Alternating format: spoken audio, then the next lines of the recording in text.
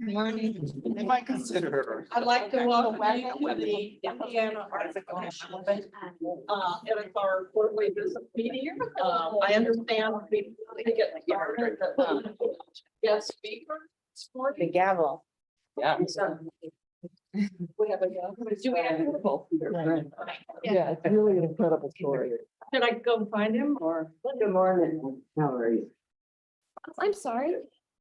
We're gonna have a safety training from our host site here. So we are waiting for us to track that for them to do a quick safety training. But although we're not on a barge right now. So they do this. Hang on. If we were on a barge.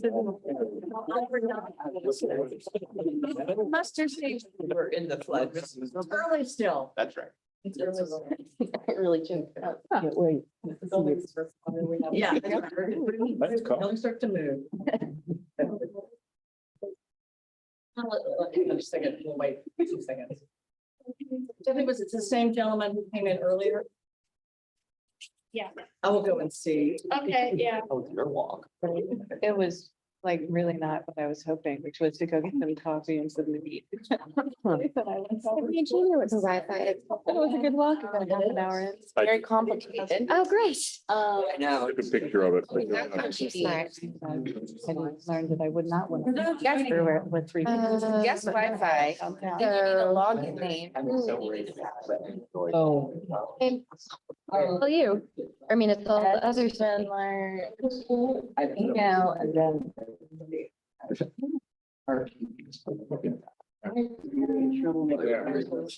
Horrible. Very interesting. for holding your arm out for an extended period of time. It's not a problem. I'm John, by the way. I'm Anna Kim. I'm the Region 10 Arts Partner, Great. which means pleasure of hanging out at the, we'll have in the southern part of the state. I direct traditional arts and a statewide folk arts program. Yeah. You know, I believe that we've met.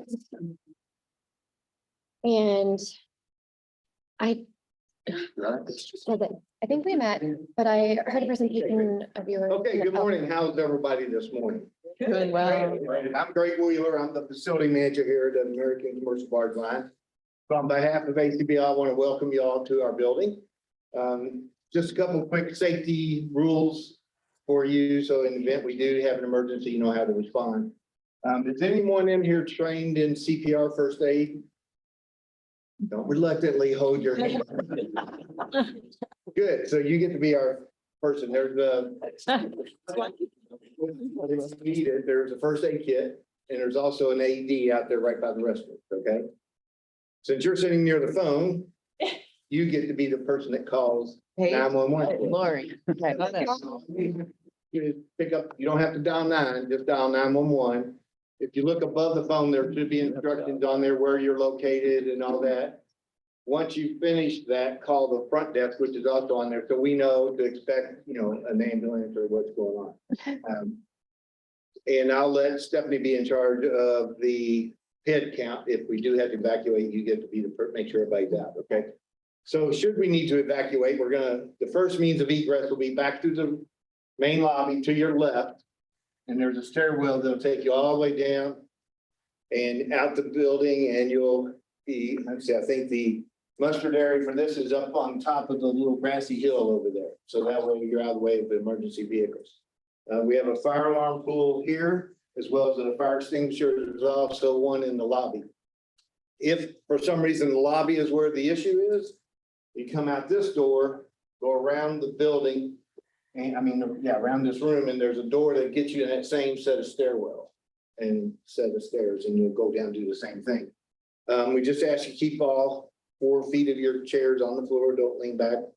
We have quite a few little cords kind of scattered about, so just be careful when you're walking around, watching for cords, tripping hazards. If you go out here, which is fine, just notice there's a couple steps up, and be careful going in and out of that. So beyond that, that's really the main safety things. If you need anything else, Stephanie knows how to get a hold of me. So enjoy your meeting and thanks for being here. Thank you. All right. Thank you for hosting this. You're welcome. Yes. Well, good morning again. Now we know that we will be safe, right? So welcome to the Indiana Arts Commission quarterly business meeting. Today is Friday, September the 9th. And we are at the American Barge Lines Conference Room on Zoom, in person. So I would like to thank Ruth Ann Cowling for coordinating everything. We had such a lovely evening last night for those who were able to make it. And she came out with a bird. From at our meetings. Yes, yeah. Oh. So anyway, thank you. And yes, I think that Colin was. Let's give Ruth Ann a.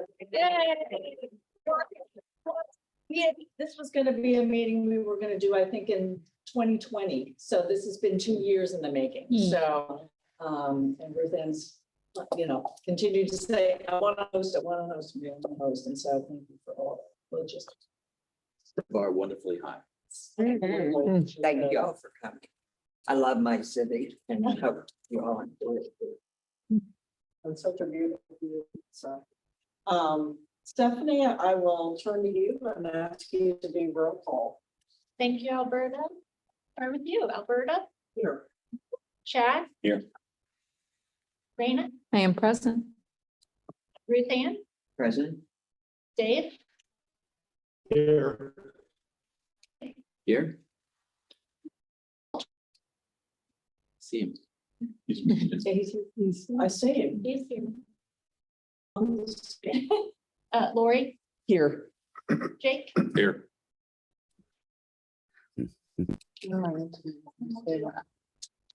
two guests today, Ann and Kim, Oh, yeah.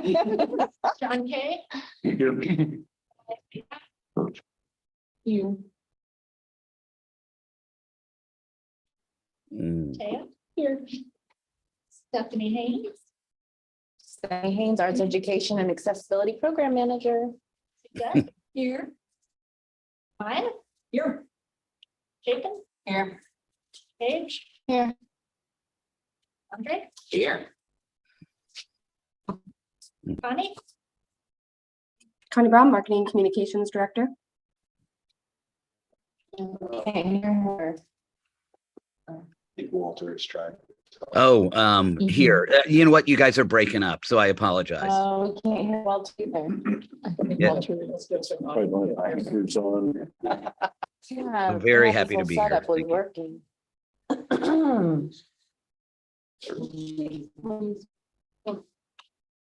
I didn't, it's our speakers, something with our speakers. Sometimes with Zoom, you have to Somebody select the muted or source. somebody's speakers off that should be Could be Zoom. Select sending the it to the source. speaker. Connie, can you say something for us? Yeah, testing, testing. Yeah. She wasn't working earlier.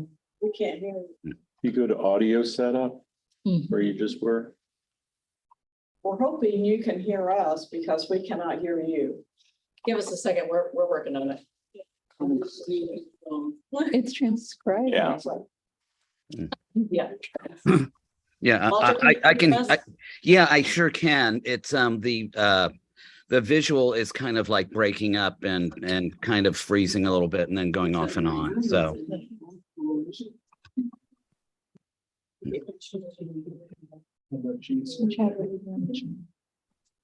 Very low. Or Ivy Town.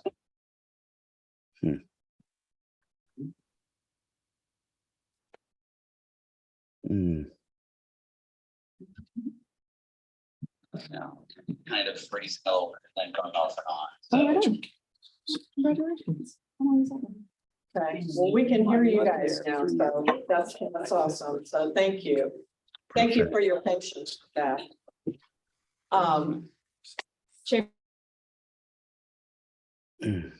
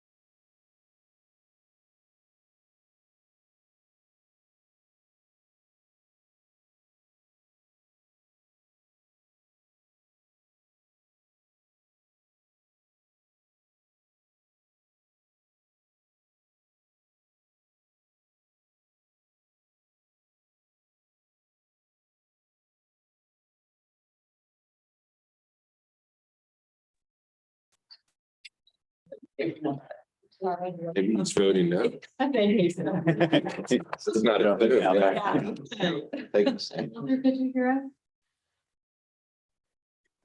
We can hear you. Can you hear us? Yeah, I can't tell. He's still Walter's muted. muted. yeah. Yeah. Okay. We will move on then to the consent agenda. And the items that are submitted for the consent agenda and commission approval are the fiscal year 22 year-to-date financial, the staff comp time policy, the strategic framework advisory committee and planning next step, the on-ramp guideline, like a prop.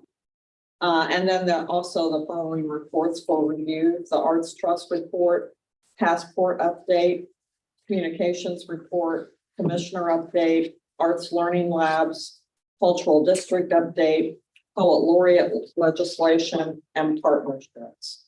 Does anyone want to remove any of the items under the consent agenda for further discussion on down in the agenda?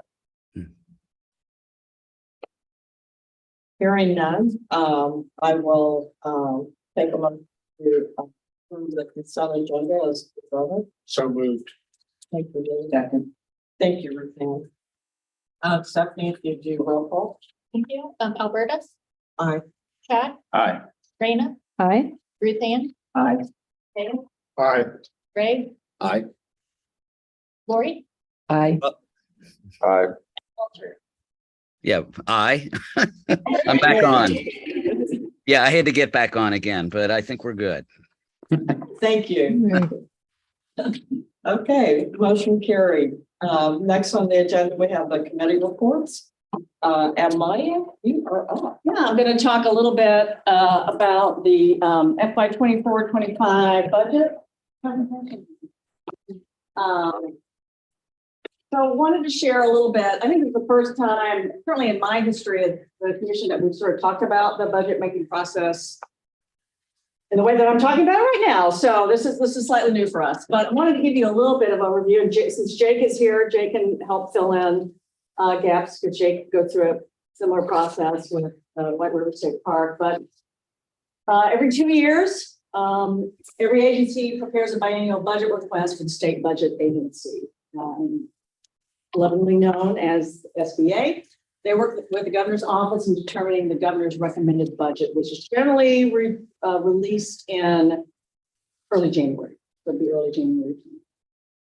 So every year or every budget development year, we receive a memo from Doug Jackson from the state budget agency with instructions on how to put together the budget. The live stream. We can hear you. Can you hear us? I feel like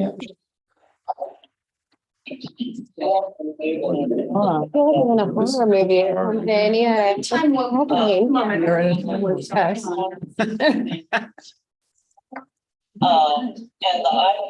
Someone have the. There it is. I mean, last night was kind of wild, but. I mean, not. Everybody knows where they are right now. Yeah, right. Well, we need to talk about a time dimensional safety drill, but yeah. So,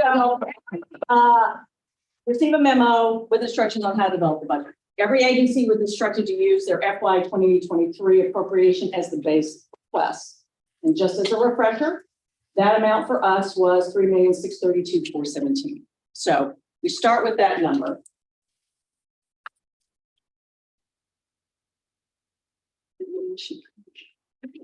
Would you go to slide? Thank you. All right. So for FY, just a little bit more about FY 2023. We are ranked 40th nationally in per capita investment in the creative sector, 52 cents per resident. This is only for informational purposes. In FY 2019, we were ranked 31st, we'd say. And just as for comparisons, other Midwest state ranking, Michigan 29, Ohio 17, Illinois 26. Just purely. We were allowed to submit prioritized funding requests for consideration. We made 2 requests. each for $1.5 million. The first request, we were asked to prioritize requests. So it's like if you have two kids, you love them equally, but sometimes, you know, you gotta prioritize one. You gotta take one to soccer before you take one to family. So we had to prioritize. We love them both, but we had to prioritize one. And the one we prioritized as number one is creative communities. And that request is focused around additional support for communities through a variety of pathways. Consultancies, demonstration projects, capacity building services to support communities looking for investments in their unique culture, heritage, and places, and the creatives who live there. That will play out in a lot of different programmatic ways, probably significantly through arts project support, which is already a program that we administer, potentially also through cultural districts, all sorts of other directions. We have done consultancies and investments in communities in the past. We could revisit that model, but the gist of it is that priority one is around focusing service on in communities. So we are beginning to talk internally about what that looks like, what those budget lines might look like. We're ready to receive this funding and what we want to do. So we're starting those conversations now so that should we be lucky enough to receive it, we'll have them. Then the second priority is for additional support for arts organization support and arts project support. And we will be talking about arts organization support here shortly. And we recognize that the work that we need to do with arts organization support is based, number one, on equity, but also number two, on the constraints of the amount of funding we have to provide. So obviously recognizing if there were more money in the program, then there could be other things. So those are the two priority areas. I would also include regional arts partnership support in both of those priority areas, providing additional support for our regional arts partners, which are the backbone of a lot of what we do in communities and in particular in the arts organization support and arts project support, to mention that. And there are lots of other moving pieces within these requests, but that's just sort of the top level. We should get some sense of what the recommended budget figure is by late 2022 or early 23. And as soon as I know something, I will let you. I mean, the governor's budget is public, so it will be there for all to see. And I'm putting this in because Ann Valentine, if she were here, would ask me this question, or ask me to she would make me say this thing, which is why it's up here. So I want it to be clear that I'm providing this information. We are providing this information to you just as informational purposes. We are not asking you to go out and communicate or lobby to anyone related to it. It is merely for information purposes. So I'm happy to answer any questions anybody's got about the budget request process. There are no hearings as they are in other states.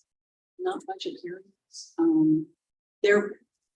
I would anticipate we might hear from state budget agency with some questions, but we could also not. I will say, and I think all of you pay attention to sort of what's going on in the state. The state is in a good position financially, and so there's no better time to make a request. And I would note that if both requests were included in the budget, that would put us at about $1.06, roughly, which would be nice. Maya, hi, Yes. this is Dusty. Hey, Thanks for Dusty. the new link, Stephanie. Find out if you have it.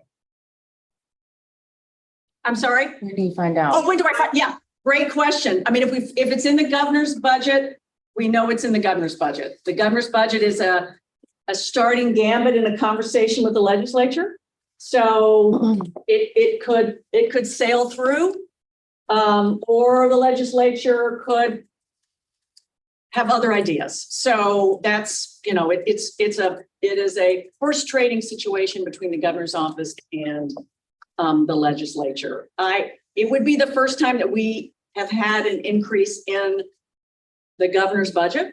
So in the past, when we've had increases, when we received increases, they have come at the very end of the session via some legislative work behind the scenes. So to your question, we won't know for sure until the legislature adjourns, which Jake is It's in April, like April, I mid-April. think mid-April, I Mhm. think is when it has to be. For the longer session. So Dusty, a long answer to a short question, mid-April for sure. Yeah. So to your point, we've got to plan for sort of every possibility. And that's what we're focused on. What happens if things remain the same and what happens if they change? So we got to kind of be ready to pivot quickly on that.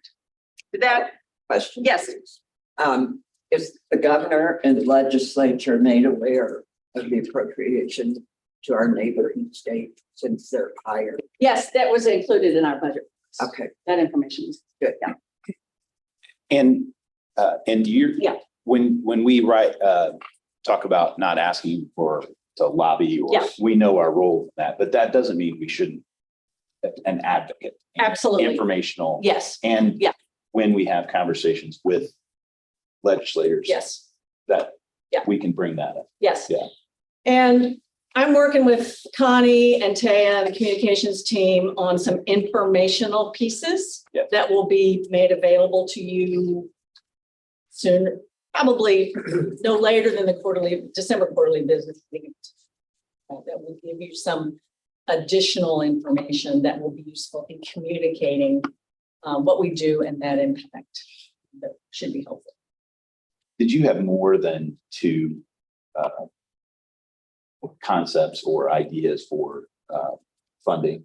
Were there more than two, and were there 10 ideas and you got to two and then? Yeah, no. Yeah, okay, well, Yeah. these were the two that. These were the two, because it's a great question, because we could have gone in a million different directions for sure. We, as a staff, we kind of talked about what the best direction was to go in, and we chose to prioritize communities because that's where the heat is for us right now. We are hearing so much from communities, getting so many requests from communities for community-based support. And that just felt like that, and that wasn't just us. When we talked to Okra, when we talked to Accelerate Indiana Municipalities, when we talked to others, that's what's bubbling up from the pandemic. That is a post-pandemic outcome for sure. I think the pandemic accelerated it, but that idea of quality of place, Yep. investing in quality of place, quality of life in communities. We are hearing from all sorts of places that want to do more, and they need the tools and resources to do. So yes, I think there were certainly lots of other really fantastic requests we could have made, but we felt like we should probably hedge our bets and go where the heat was. That makes sense. Yeah. And so as we're thinking about our strategic framework, the next strategic plan that will start here, you and Raina will be heading up the planning for, we're really thinking about framing up that communities piece of it, right? And thinking about how that sets up then the investments. So we're designing some surveys and things like that, but we'll talk about that. So yeah, sorry. Any other questions? But I do think it's important for you guys to know what we're thinking about, and I think it's important for the field to know that we're thinking about it, because we certainly heard in some of our equity conversations that the field obviously recognizes that more resources are needed. It's important, I think, for us to communicate what we're trying to do to make it. Thank you, Maya, for that. And just a comment, it's like we all know that our budget was cut, significantly during the pandemic. So, hopefully this increase will bring us back to where we were and also adjust for inflation. So it sounds like a significant increase, but when you consider that, it's not as significant as what you think. So. Yeah, one more fun fact. I was going to put this in the slide, so I'll just say it. In 2008, our appropriation was $3,975,000, so it's almost $300,000 than it is now. 2000. Wow. So 2008. So adjusted for inflation, that number would be now Yeah, 5.4 million. So yeah, we've not kept up, and certainly our grantees, considering the fact that operational and project support goes for salaries and materials, all things that are subject to inflationary pressures. The fact that we've not kept up with that. It's just an important point, and will be in that bit of information that we share. Well, hopefully, yeah, the governor will understand all this. And, so, thank you. Any further discussion? If not, Connie, the license plate awareness campaign. But before we do that, I noticed, welcome Dusty. So we see you on the Zoom and would like to acknowledge your presence, and also our guests this morning. I apologize because I overlooked them earlier. So you could introduce yourselves. Yeah, absolutely. Would you like to go first? I'm John Kay. I'm the Director of Traditional Arts Indiana. Thank you.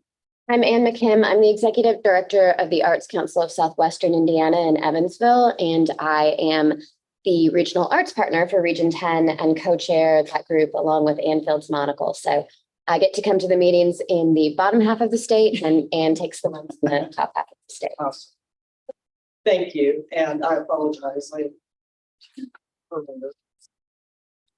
Okay, Connie. All right. Thanks so much, Alberta. So very excited to announce that this license plate campaign that we've kind of been teasing out for a couple of quarterly business meetings, it feels like is getting ready to launch and go back out into the world. So just as a very quick overview, the sale of the Arts Trust license plate in Indiana contributes to a trust from which interest can be withdrawn to support arts and creativity in Indiana. One of the ways that happens is through supporting Arts Trust license plate project designees from the Arts Project Support Grant Program. So earlier this spring, we were approached by marketing firm MKR, who was interested in working with a state agency in a pro bono capacity.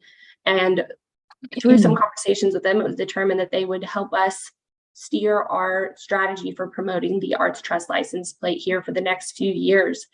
And so with their help, they created a wonderful campaign based on this license to inspire or license to create tagline, with the opportunity to go in a number of different directions with that.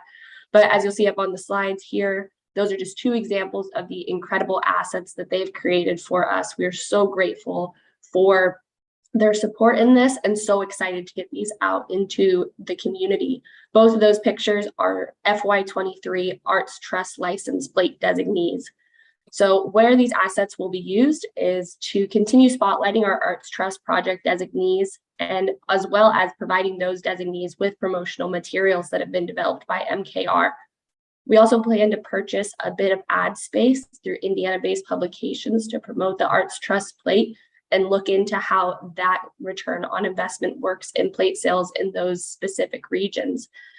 We also plan, a big part of this next step of the plan is to develop a renewal reminder system for plate holders and interested parties based on BMV renewal timelines.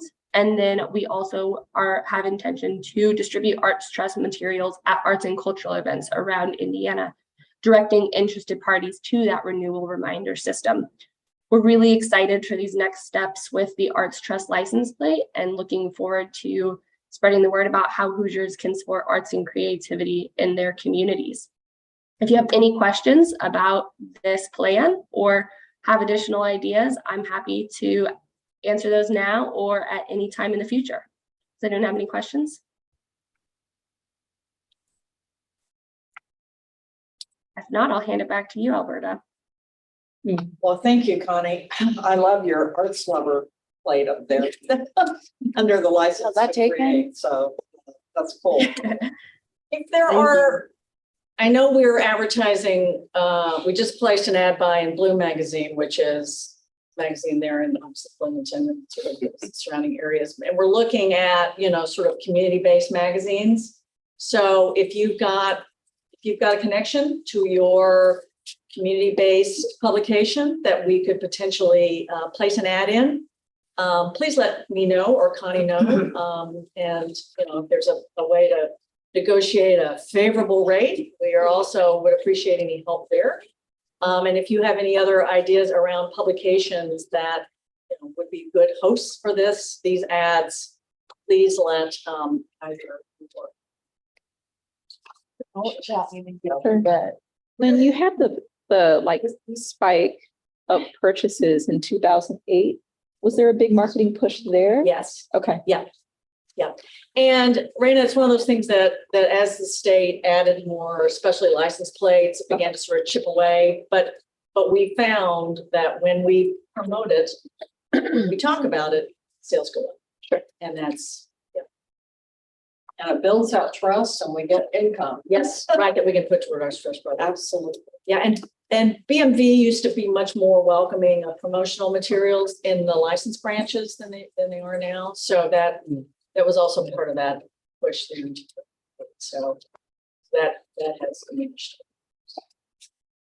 Yes, right. This is a sort of small question, but do we link to the BMV website from ours can people, if they're on the IAC website, can they go straight? Yes, that is correct. And that's another thing that MKR really helped us with, is making sure that those language and paths towards registration are much more clear, and have really advised us on that language. But yes, there is a link to renew your license plate on our trust page, as well as any trust communication that we send out. Connie, this is Dusty. Hi. I was going to ask you about the link on the BMV website, but every time I pass the BMV, it is packed. Like for this, I love the tagline, license to create and license to inspire. For the BMVs, or is that legal? I don't know. I'm like, is that possible? I'm so sorry, Dusty. I think that at least on my end, you cut out for a second. Would you mind repeating just that last question? I was wondering if it was possible to get either a poster with this license to inspire, license to create at the BMVs, because a picture is worth 1,000 words. And I think especially the license to create is really, I don't think enough people know that the money goes to the communities and all that. Yeah, that's a great question. And as Maya mentioned, those regulations around what can be in the BMVs has become more strict over time, but it's certainly something that we should reinvestigate. And if not there, where other places of points of sale could we have contact points? Thank you so much for bringing that up. Yeah, just because I said no once, Dusty, doesn't mean that we can't just keep asking, right? So I think that's a great one. Plug them. Be the squeaky wheel answer. Okay. Any other comments before we move on? Hearing none, we have programs, grants, and services, equitable grant making input for AOS grant program. Great, thank you, Alberta. Do we have our consultants on? Okay, great. So the folks that you met in June, we believe, they're the team that came together as a quick primer to get the field input on revisioning the Arts Organization Support Program that Maya gave you a detailed presentation on back in March, which seems like a year away at this point. But the crux of what we're facing is arts organization support is just not sustainable in the model that we have now, nor is it equitable. So that wonderful Region 7 study group had come together that was commission-based to really do a deeper dive and get into the details and weeds of what was really happening, which was largely an issue in the central part of the state, at least at I think it's more amplified level. So the consultants have gone out and they've gotten input from the field, and they're here today to share the results with you. So we welcome LaVon Williams and Anjin Sue Preston. Take it away, kids. Thanks so much, Paige. Good morning, everyone. I am Anjin Sue Preston, And we've had a very busy summer, as Paige has talked about, and we're really excited to share our work with you. And I'll pass it over to Levon. Thanks, Anne. Good morning, everyone. Levon Williams, my pronouns are he, him, and it's just great to be with you again.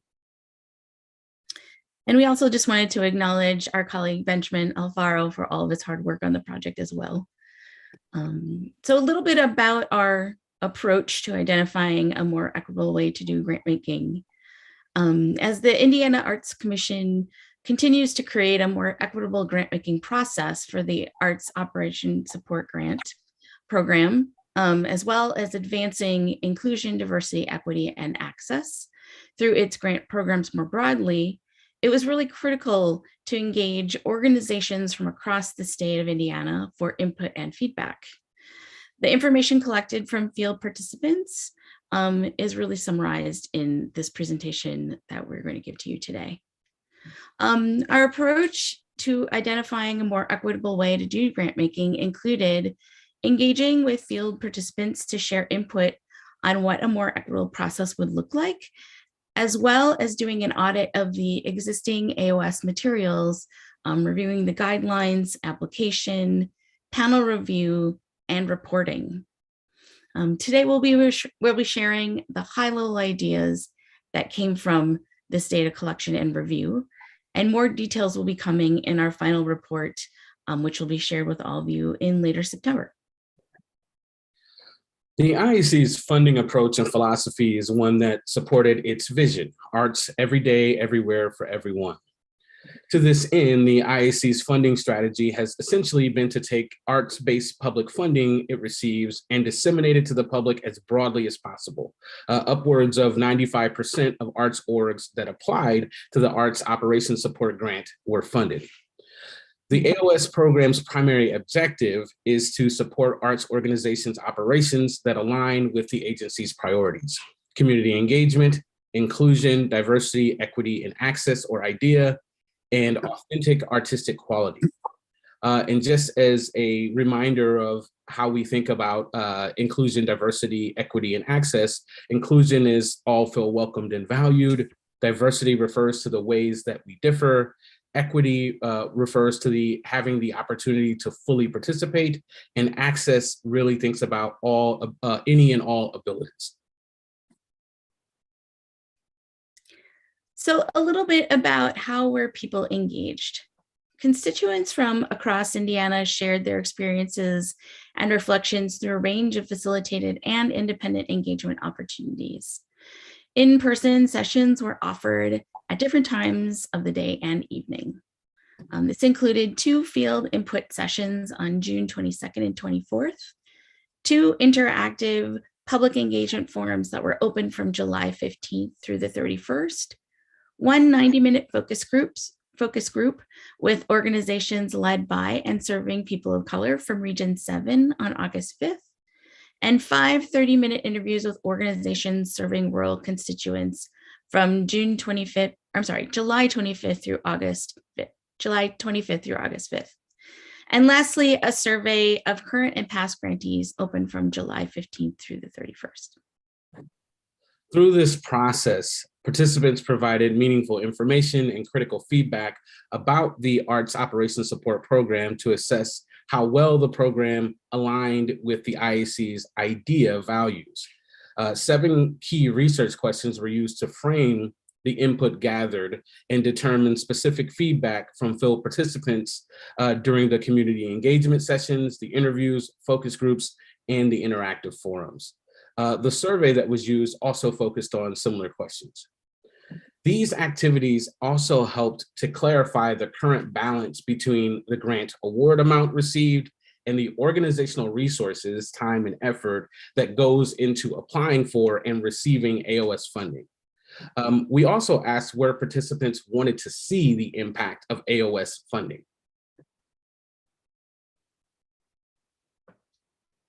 And just a little bit about who participated. More than 150 constituents were recruited on a volunteer basis, and all sessions were conducted virtually or through online interactive data collection tools. Participants represented current, past, and potential grantees, a variety of arts practices and disciplines, annual budgets ranging from small under 50K to over 1 million and serving more than one region. Other stakeholders were from a range of individuals and organizational types, including individual artists, art supporters and advocates, educators, community or economic development professionals, regional arts partners, and also some other funders throughout the state. Also, it included both urban and rural areas of the state. One important thing of note during our work assessing the AOS program was that participants in some instances were unable to differentiate the details of the IAC's Arts Operations Support Grant Program and other grant opportunities that are offered throughout the state. The recruitment process for participants for the field input sessions were open to all within the constituency. Recruitment was not targeted to reach any specific demographics, whether that would be age, geography, religion, etc. Region, etc.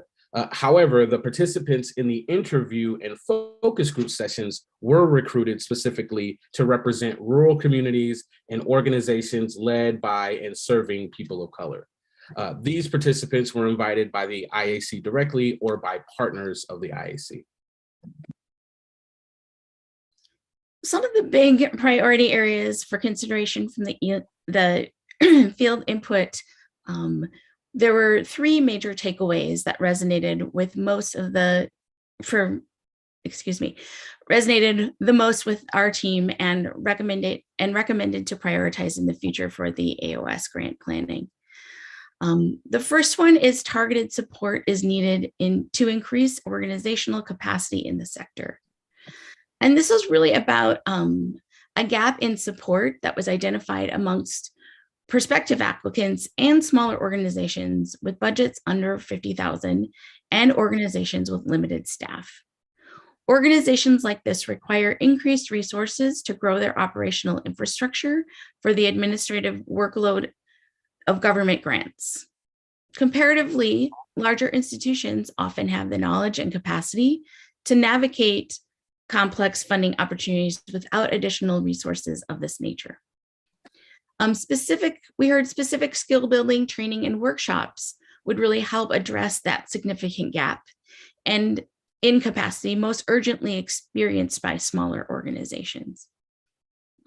And then we also heard opportunities to learn from and potentially partner with peers, help with identifying local resources and or sharing revenue strategies could significantly impact smaller arts groups that do not currently have the capacity or aspiration to become a 501c3 nonprofit organization. The second priority was grant procedures place a significant burden on administrative operations. Currently, AOS applications and reports require a considerable amount of resources and staff time to complete compared to other grant opportunities inside and outside of the state. Some of the questions are very complex, and language barriers can also make the process increasingly difficult for less experienced applicants to comprehend, and data collection requests exceed organizations' understanding on how to measure and manage. And then streamlining the application process by removing repetitive questions and automating some of the aspects of the process could save both time and staff capacity for applicants and IAC staff. And then finally, the third priority, AOS awards are not substantial enough to have meaningful effects on operating budgets of all sizes. Limiting award amounts impact grantees' ability to realistically address operational expenses at their organizations, particularly long-term staff costs and artist volunteer stipends. For smaller organizations that need to hire contracted grant writers, the cost of services to submit and manage a grant application can often negate the revenue received from the grant awards for the organizations that need to hire these contractors. The strategy of expanding AOS eligibility by lowering the budget threshold for organizations with budgets under 50,000, would further limit the funding amounts for each grantee receives.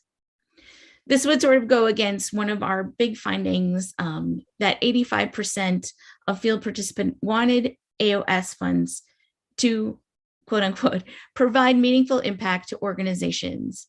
However, the support needed for organizations with budgets under 50,000 will need to be directly addressed to achieve the IAC's IDEA goals. So moving into areas of improvement for the grant materials, a review of the Arts Operations Support Application Guidelines, the core application, the panel review, and the grant reporting process, along with the insights that we received from field participants, revealed a few distinct areas that can be addressed. So first, for the guidelines, 4 areas for consideration are included in the review of the guidelines. Streamlining the guidelines into one document and add a section noting the regional differences in funding allocation. Applicants are frequently overwhelmed by the process and cannot always find the information they need in the grant guidelines.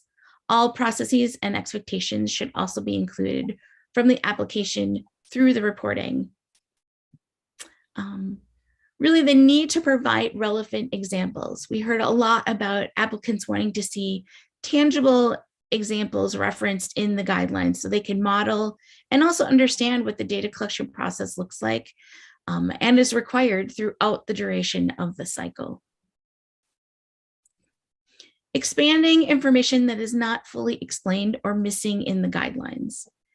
There were some details not mentioned in current guidelines or linked to external sources, and those include the ADA compliance requirements before receiving the grant award, examples of application questions, financial documents that are needed, the letters to government officials, and the role that the arts partners in the IAC grant-making process, and the explanation of reporting requirements for federal and state agencies. Significant notice, the last one is significant notice between grant cycles and standardization of how changes are noted in materials. So one of the big things we heard is, as things are changing, to widely circulate any significant changes to the applications between grant cycles before they actually take in effect is a priority for grantees. Also, consistent and clear notation of application changes will help grantees plan and develop compelling applications.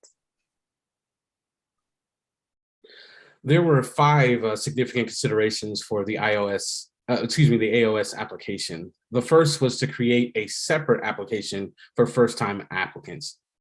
Given that there are several places where information is duplicated, we suggest creating one process that streamlines the eligibility questions and the application. Second was to improve the online portal navigation and add auto-populating features. Simplifying the application experience with online tools like the eligibility questionnaire and the application form could really improve efficiency for grant applicants and for the IAC staff. For example, auto-generating things like the grant ID determination and notification of eligibility. Third, the eligibility questionnaire should focus on items that directly correspond with what is listed on the IAC website. At present, the eligibility questionnaire includes information that's not clearly identified as an eligibility condition listed on the IAC's website, or it asks for information that is duplicated in the application. Add an evaluative panel scoring to the application sections. So here we're suggesting that the evaluative panel scoring be labeled near the application questions to support transparency for grant applicants. This change will support applicants' understanding of how each area of the application is rated and when listening to their panel review. And lastly, to add an open field to describe community engagement and the progress of IDEA.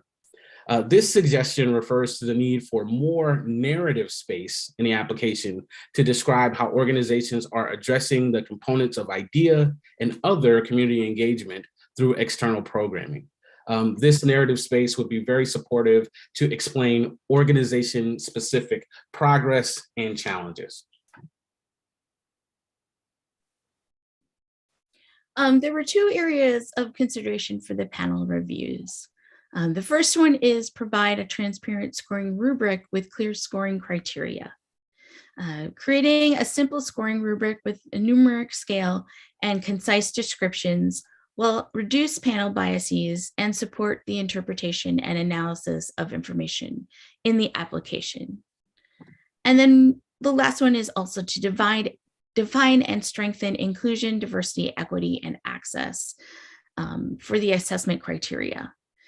Also developing a rubric for the IDEA criteria will help panelists understand what they need to look for in an applicant proposal, especially if they are unfamiliar with some of these IDEA concepts. For the final reporting, our 5 considerations are first, to provide rationale for why specific impact questions are being asked. The final report currently uses a variety of question types, multiple choice, narrative, and point scales to assess the impact of the Arts Operations Support Awards. Descriptions of why questions are being asked, especially those that may not be required for federal agencies, would provide greater transparency for grantees to understand how their responses are being used by the Indiana Arts Commission. Secondly, additional narrative fields will help grantees describe how the grant affected their organizational work. Questions in the final reporting that are focused on audience engagement did not consistently include options to discuss responses in detail. Questions on topics like creative aging, relationship with schools, arts integration, and community development are currently presented as multiple choice without the opportunity to provide further context. The inclusion, diversity, equity, and accessibility IDEA progress is currently not adequately measured. The primary question focused on IDEA in the final report asks, which process documentations are active at grantee organizations? For example, IDEA inclusion in strategic plans, in candidate hiring procedures, staff training, and/or equity statements. But it does not ask how the Arts Operations Support Grant influenced IDEA advancement within the organization. IDEA as a competitive merit award incentive criteria for additional funding is not recommended.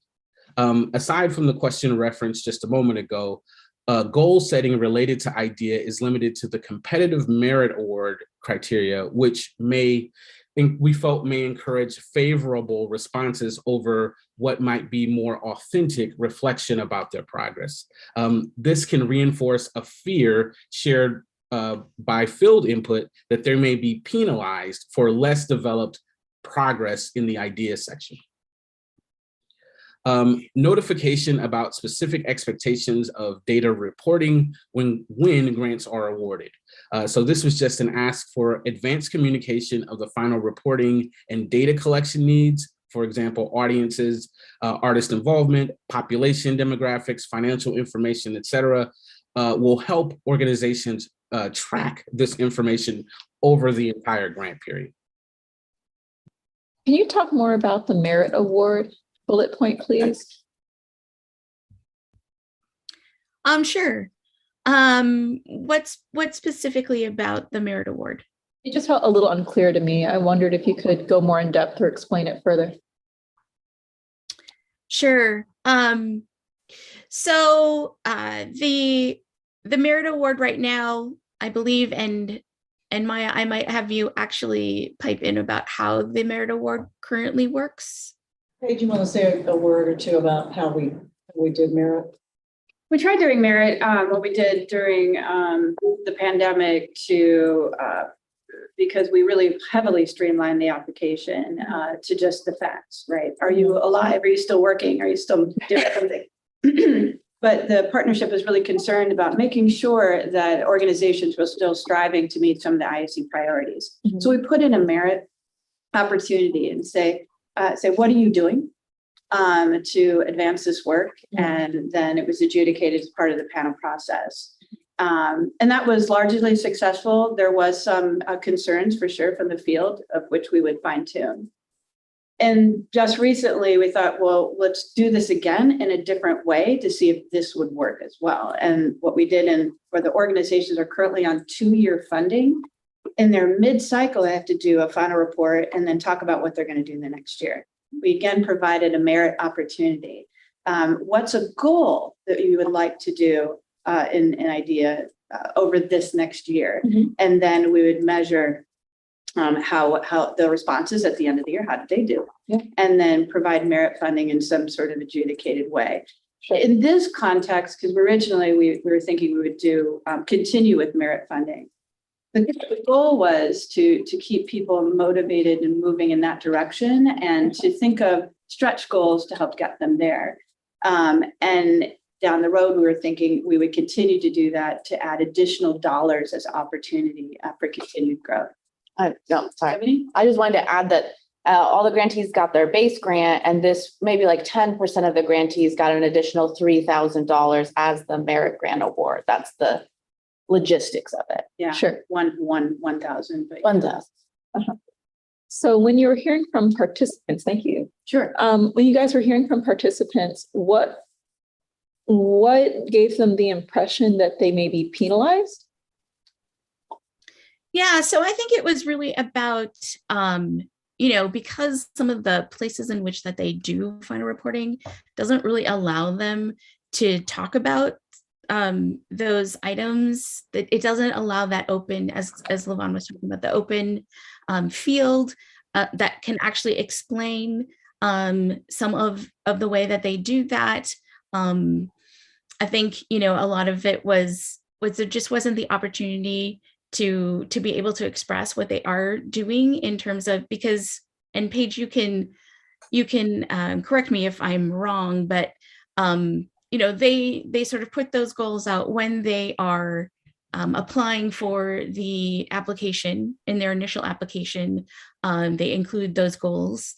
And if something happens, or if they're not able to make as much progress as they really hoped to do, or they just don't understand the scope of what that would look like, so they don't, in their initial application, don't include really fully baked or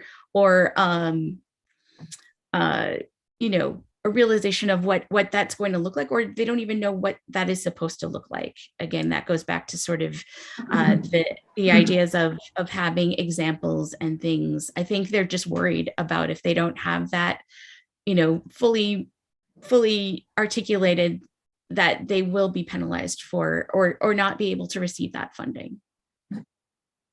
Thank you. Are we currently incentivized for IT? We are currently in the merit opportunity that we just instituted for the 2-year Arts Organization Support Grantees.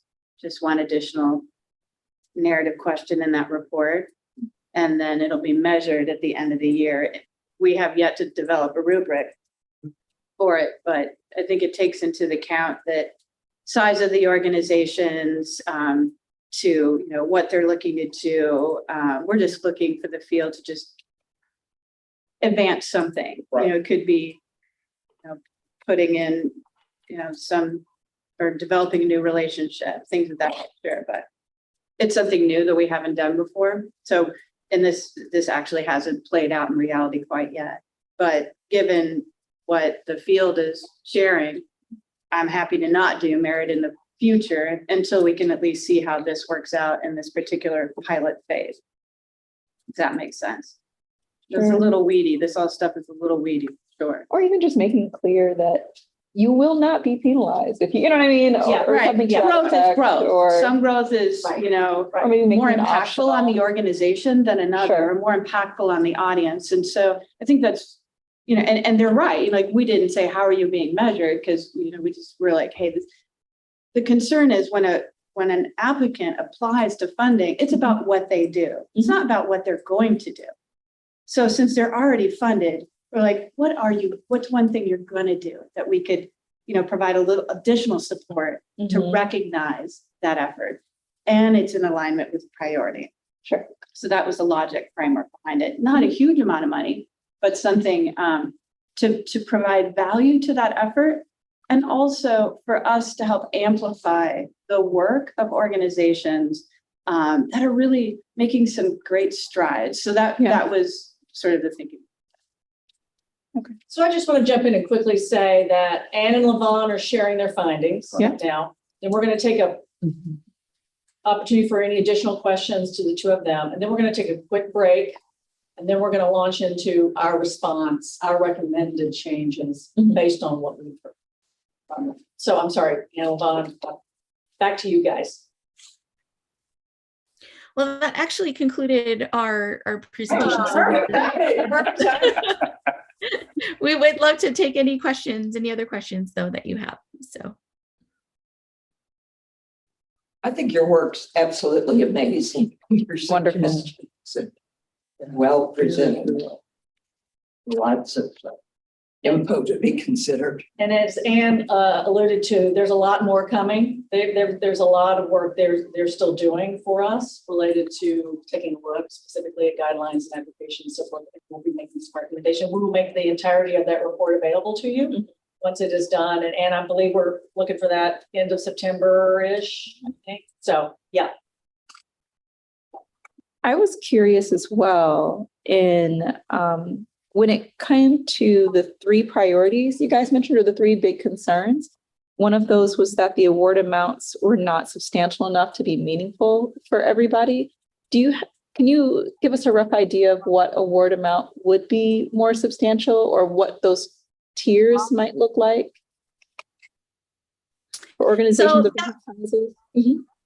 yeah, so are you referring to the first, or are you referring to the last of those third sort of the idea of expanding the eligibility, or you're talking about the idea of the award amount? Where you said award amounts were not substantial. So those were your top 3 priorities. It was priority 3. Yeah. So that is really, we've had lots of conversations about sort of the idea that the pie obviously needs to be much larger to have more grantees, but really the amounts to make an impact for grantees, just like, you know, right now it's been open to everyone. You've been funding about 95%, and folks really feel like smaller amounts don't really have that impact that they could. So spreading it out even further would actually not be helpful, and really wanting to have that more meaningful impact really meant that the award amount would be more. We didn't go into specifically a recommendation of what those amounts should be, nor where the tiers should sort of cut off, other than the fact that, you know, we also heard that those organizations or groups under 50,000 operating budgets really do need that support, and it would be very impactful for them, but also expanding and sort of broadening that group would actually lessen the amount overall for folks for individual awards. And I hope that answered your question. Ish. Right. I mean, I think absolutely that the award amount, it is an important consideration. Also, the process, the return on investment, right? The complexity of the process is an additional way to think about that. So we'll be talking about that here after a break. Get down to our specific recommendations. So we're going to try to work that puzzle from both ends. Awesome. Because we can't control the amount of money we have right now. Right. We got what we got. We can at least front end start to talk about this. Yeah, I was just curious. I was like, does it mean I'm double? excited. I love Like, that what you're gets it to asking. substantial? Yeah. Oh, yeah. Just FYI, and I think it comes up in Paige's presentation, but we currently have a a limit that a grant can't be more than 20% of an organization's. Sure. So we have that. Mhm. That's a fairly standard, when we look Yeah. across the field, that's a fairly standard percentage. I don't think we have any grantees or many that get that, to get close to that 20%. Right. Maybe there, but yeah, Okay. so. I Any would other just- questions? Yeah, I'm sorry, Ann, go ahead. That's okay. I just would like to add, I mean, we didn't go deep into this with the presentation today, but from the survey that we received, we did see one of the questions we asked was, you know, which tier of funding have you received before? And we had several organizations that had actually received over the years, several of the different tiers. And that is an instance of what you were just talking about in terms of, I mean, that impact and the support that the ISC provides really allows those organizations to move up within those tiers. So that is something to also consider. So if those awards were a little more robust, they would continue to be able to sort of move and increase their capacity. Questions? Any other questions for Ann and Levon? Ann is actually on vacation right now, so she is she is presenting in beautiful Vancouver, Canada right now. Oh, actually, I'm in Banff. Oh, I'm in Banff, Banff. okay. Yeah. Even more Yeah. beautiful. Yeah, it's tough. Any other questions for Ann and Levon?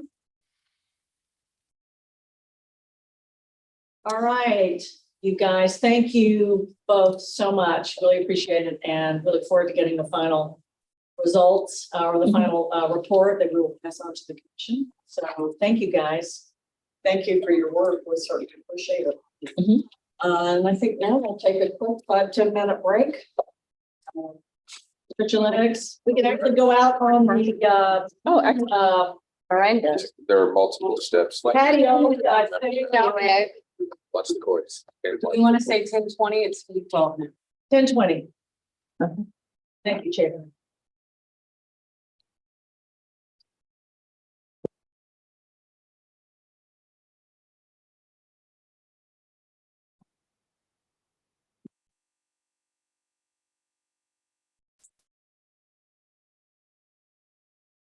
Okay. Yes. Something on fire. Careful. Okay, let me back that.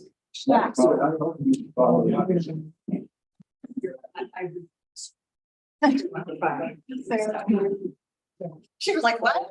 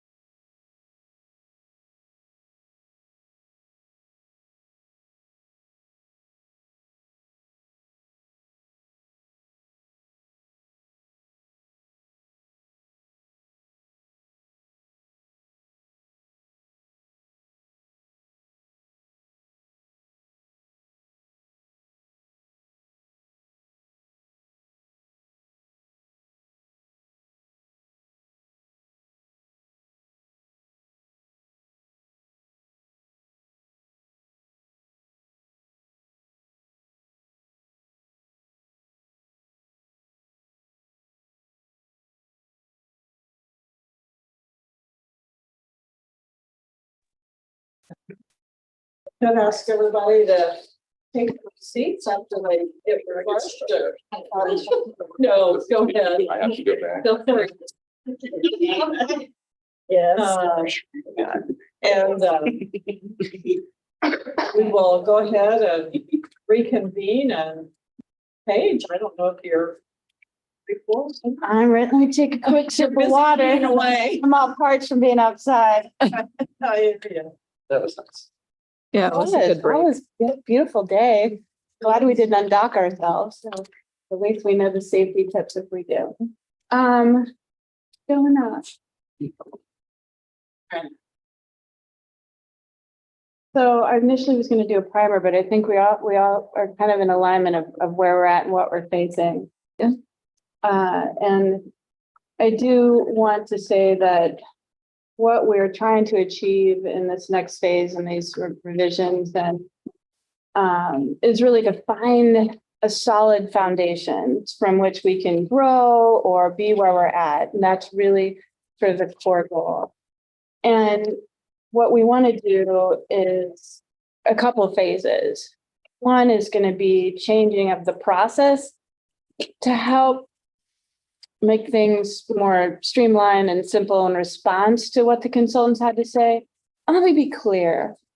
We can't do everything that they're recommending. And some things will have to be evaluated more thoroughly. And some things we just don't have the capacity to do right now, given the number of changes that we are going to do. But we do know that investigating and revising the process in general will increase the value of the award because they're not putting as much effort into it. I think you did hear probably a little bit of paradox going on.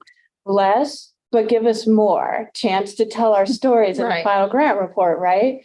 And I get that, right? So when they're asked, what needs to be improved, there's a variety of things. So we take it with a grain of salt and look at ways that we can improve it based upon the big buckets of that input. So we're going to gather, we're going to share the process recommendations, and then we're going to gather your input for the big part, right? The funding, the amount of the awards and how that's going to play out. That's going to be a secondary phase after today. And that's going to be in the hands of the Region 7 expanded group, as well as assistance from consultants. So after all of this information, we're going to ask you for a couple action items, and that is to improve or approve the recommendations along with input that you may have today. And then give deliberation authority to the Region 7 expanded study group to identify the final AOS funding strategy recommendation. That is going to include some potential eligibility factors. What they were talking about in particular was the budget size for eligibility. That will factor into funding. So that's something that this group will need to look at as well. And I will go into a little bit more detail about how this is going to work and the consultants that are going to come alongside to help us test pilot that information. But I do want to go over the program changes. Some of you have been through this before, so you can check your email if you like, but there is a little bit of change. We are going to continue to recommend that all organizations in arts organization support that are recommended for funding be on a 2-year cycle. The difference that we're going to be recommending is that AOS is not open every single year. It's open every other year. Now, if it's open every other year, what about the organizations that weren't funded in the program? Fret not, they still have the opportunity to apply for arts project support. And we can certainly provide some capacity to help them understand our processes in order to be application ready, if you will. But it will reduce the administrative burden on everyone, IAC, partnerships, and of course, the field. The IAC and the regional arts partners will increase service and access to smaller emerging first-time applicants. Now, what does that look like? that's increasing our communication and network efforts. First of all, people need to know about the opportunity, and they need to know about the opportunity with enough advance warning that they can prepare and they can contact us and we can work with them, us being IAC and our regional arts partners who are really in the field and are available for them to assist. And then provide tailored trainings and workshops. So they're specific to emerging or first-time applicants. It will be communicated specifically in that style. And in the second year is really where we're looking at hosting some convening. Capacity building for smaller and emerging organizations is a great idea. But we also have to recognize that these folks are largely volunteer and they want this, but they don't necessarily have the time for it. So we're gonna have to really be intentional and recognize that reality and figure out how we can best support their needs. I do agree that pulling them together to learn from one another can be really a value add. And I think that would be the incentive for them to go in that regard, but that will be next year. So IAC is looking to streamline its and simplify its processes. It got a lot of wonderful feedback from the consultants. I do know that some of the feedback they got was actually referring to arts project support or another program. We have really streamlined the arts organization support process. So, but it does not say that there's an area for improvement because there always is, for sure. So we will simplify and strengthen the language and materials. I'm super excited. I've talked to two different folks to come alongside and help us with those revisions, and they are amazing. And I'm really looking forward to bringing in outside counsel to assist with that. I think that's really important. And when we say simplify, what we mean is trying to remove some of the jargon, some of the grants making jargon that's in there for folks who aren't experienced grant writers. Some people still struggle with what in-kind means, right? Or what cash match means, right? So trying to communicate the same information, but take some of the jargon. Yes, we heard that quite a bit. Yeah, sorry, Paul. Oh, dopey. Yeah. I mean, I'm the jargon princess. I hear myself in jargon mode and I'm like, oh my God, stop. And it's hard, right? So it's good that we get somebody outside to assist with that process, and recognizing that is really important. And certainly we have the regional arts partners, which is extremely valuable to us. So in terms of streamlining the application, we are looking to create one arts organization support program. They had recommended a separate program for new organizations, but really that was the clunkiness of the eligibility component of the application. We're having a square peg situation with our online system, right? It just is what it is. But in general, we need to just streamline and have one arts organization support application. I do want to make clear that this means that we would be eliminating AOS 3. And when we have one application, we will be removing all of the extra requirements that other levels like 3, which is our largest category.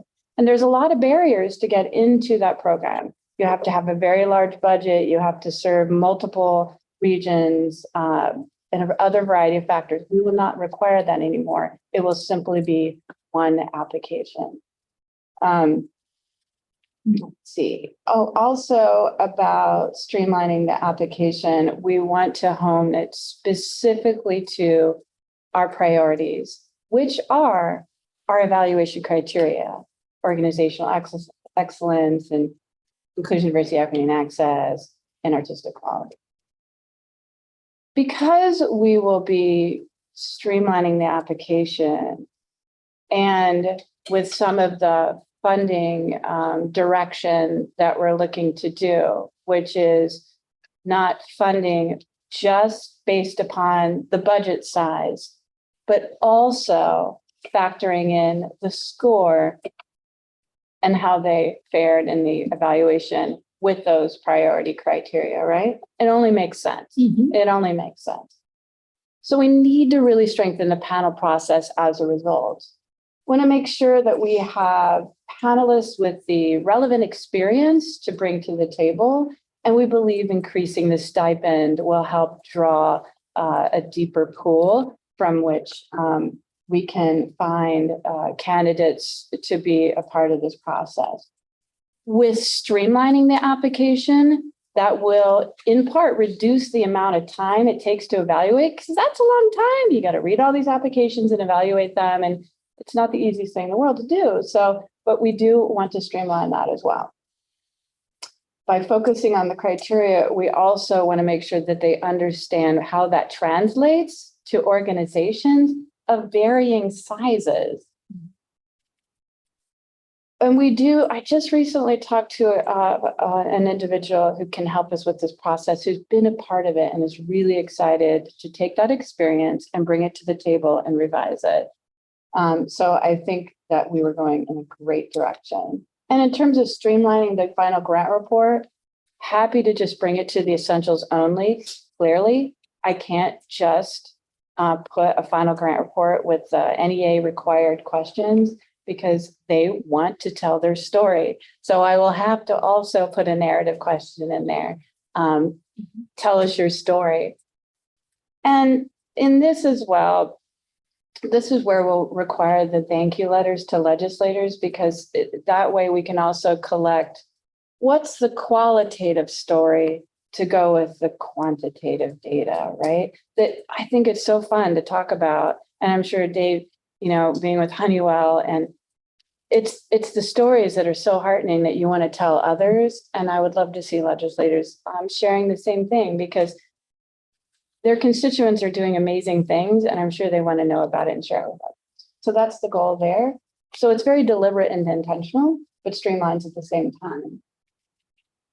So that means that also with all these takeaways, that we're going to put ourselves on the hook and learn from all these reports and then share it out.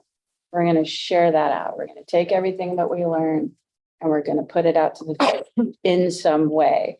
It could be, you know, an impact report on our website. It could be sharing stories. Who knows? We'll get there. But we do know that it's a great opportunity to highlight the impact of what our agency is able to do. Now, I want to go, any questions on any of that so far? It's pretty straightforward, but might be like some random, okay. I want to go into sort of the next phase, because this is always the fun stuff, the money, right? So our goal is to create a more equitable and sustainable funding process to support organizations that provide year-round activities. We're not going to be changing the program primary objectives, and we're not going to be changing the definition of arts organization. And what we know is that they want meaningful impact. So the first part, right, was to provide meaningful impact by streamlining. The second part is the opportunity for them to get funding commensurate with the work that they're doing. And it doesn't disadvantage rural smaller organizations, which is a big deal, and it distributes funding more equitably. It's not going to be perfect. It's not going to be perfect. There's no way, right? But it can be better for sure. Now, how are we going to do this?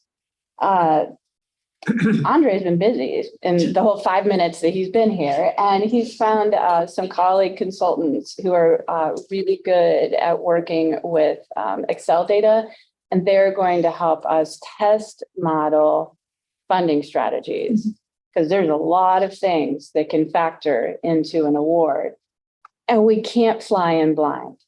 We cannot fly in blind. We need to really understand what that's going to look like. It could be additional points based upon rural. It could be additional points based upon X, something, who knows? But I mean, I have like a long list for them to test out. And then the expanded Region 7 study group that I mentioned earlier, they're going to provide deliberation on the strategies that we really start to think might be the best direction. But we need the commission to come alongside and go into the weeds with us a little bit, not all of you, just the group, right? And give us candid feedback. So this is not one of those things where, okay, staff looks great, go ahead. No. Push back. Want to really drill, because we need a candid conversation about where this should and needs to be heading.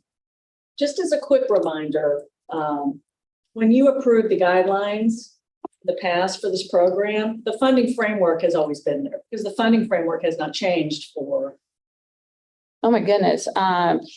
It's been about 10 years. 10 years. So Mhm. we don't talk about that piece because that piece has remained the same for 10 years. And so this is obviously because we need to make change here. We're breaking that deliberative piece out that you've always just approved, by regular course of action and having a conversation about it. So I want to be clear about why we're doing this now when we haven't done this in the past. And the reason why is that we've been carrying this formula forward for 10 years and now we. So Exactly. Thank you so much. Absolutely. So we're here now where we're 10 years ago and we redeveloped it then. And this is going on across the country, right? So the other state agencies, they're in the same boat. So we're tackling it, and I'm sure down the road they'll be so impressed with us. They're like, how did you do that? So we're going to make it sound fun. Yeah, well, of course, because it's us, right? But it's a really important point about policy, right? Because the next questions that we're going to get your input on whatever is to help guide us on what our guardrails are. What are you okay with? What are you not okay with? Okay. Now they said 95% of arts organizations are funded. That's actually not true. It's 98 to 100% of arts organizations that are funded. And it's that broad vision and mission. Comparatively, 74% of arts projects support get funded. That's still a high rate. So the question to you all, and we've gotten good feedback from executive committee and program grant services, at the comfort level of that percentage going down. Mm-hmm. And I got the sense from people, yeah, that's cool. But are there other thoughts? Are there concerns? Any sort of How far down? Well, I mean, let me be clear. I do not want to perturb the field in any great way. Change has to occur because it's just not sustainable. So I could see it go, maybe at the lowest, maybe 90. I don't know what we need to test. We need to know that we can even test for it in the first place. Yeah, and that'll be one of the scenarios, that'll be one of the things our group will be looking at percentages to see what things look like.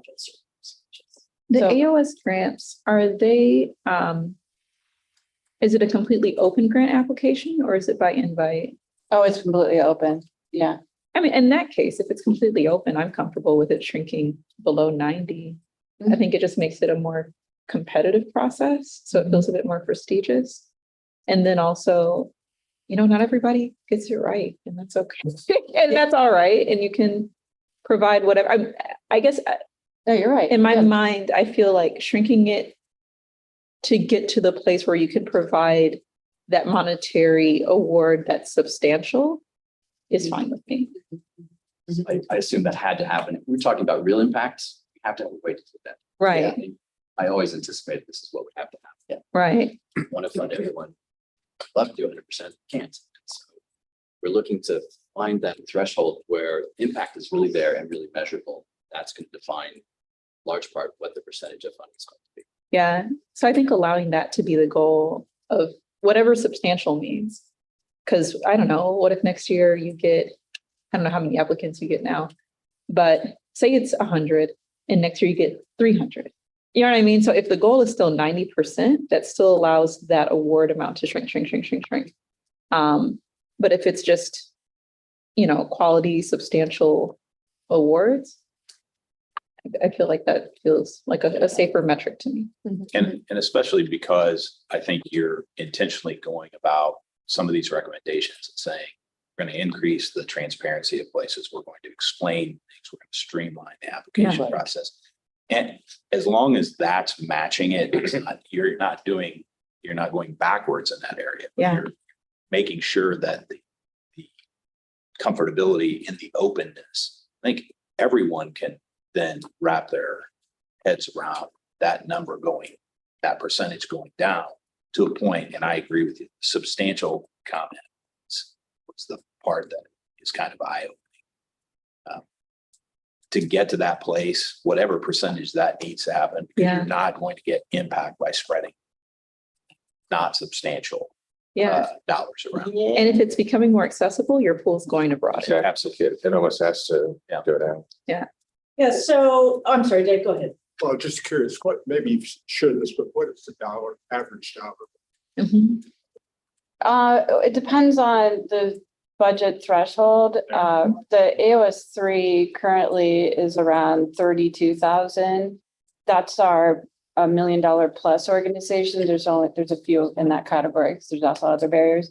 In the level 2, which is 250,000 and above, that's around 15,000. And then that's below 250,000, that's around 6 to 8. It's kind of a range based upon substrata of budget sizes. It's just, kind of a labyrinth, but they're not 6 to huge. 8,000. 6 to 8,000.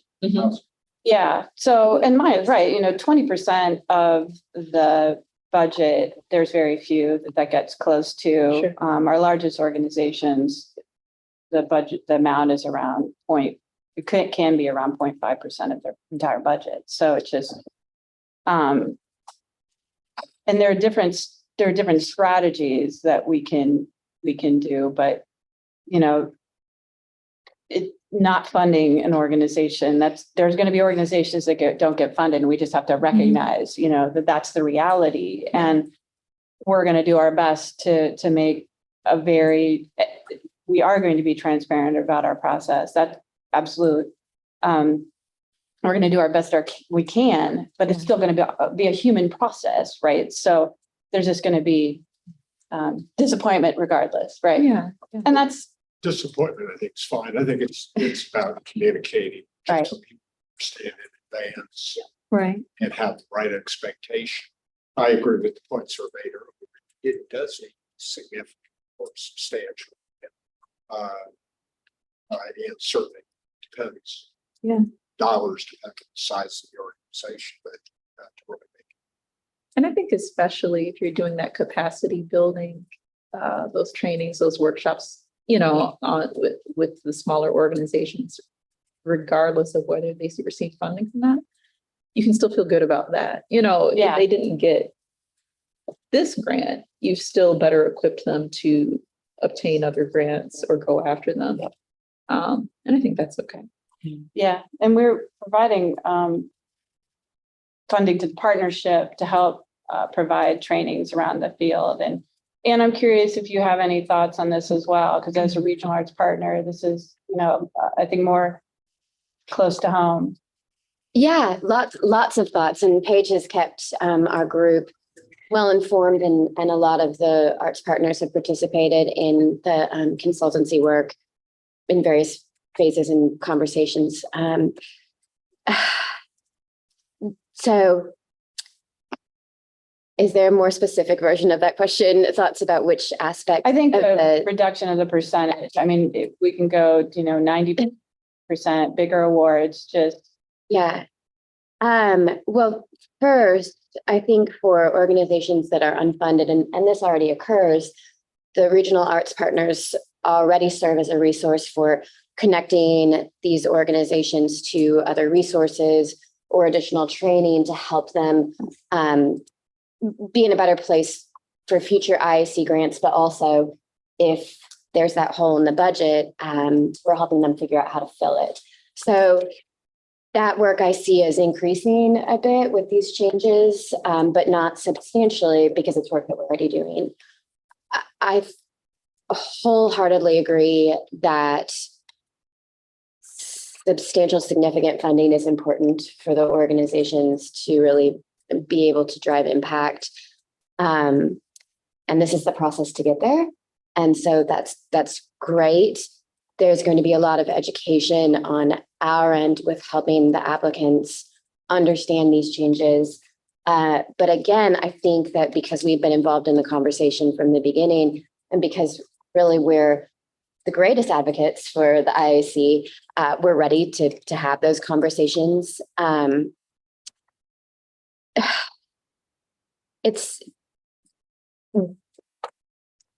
It's really exciting to think about bringing more applicants into the pool, particularly in some of the rural areas of the state. And that's, for me, the biggest access issue, equity issue is the urban parts of Region 10 versus the rural parts of Region 10.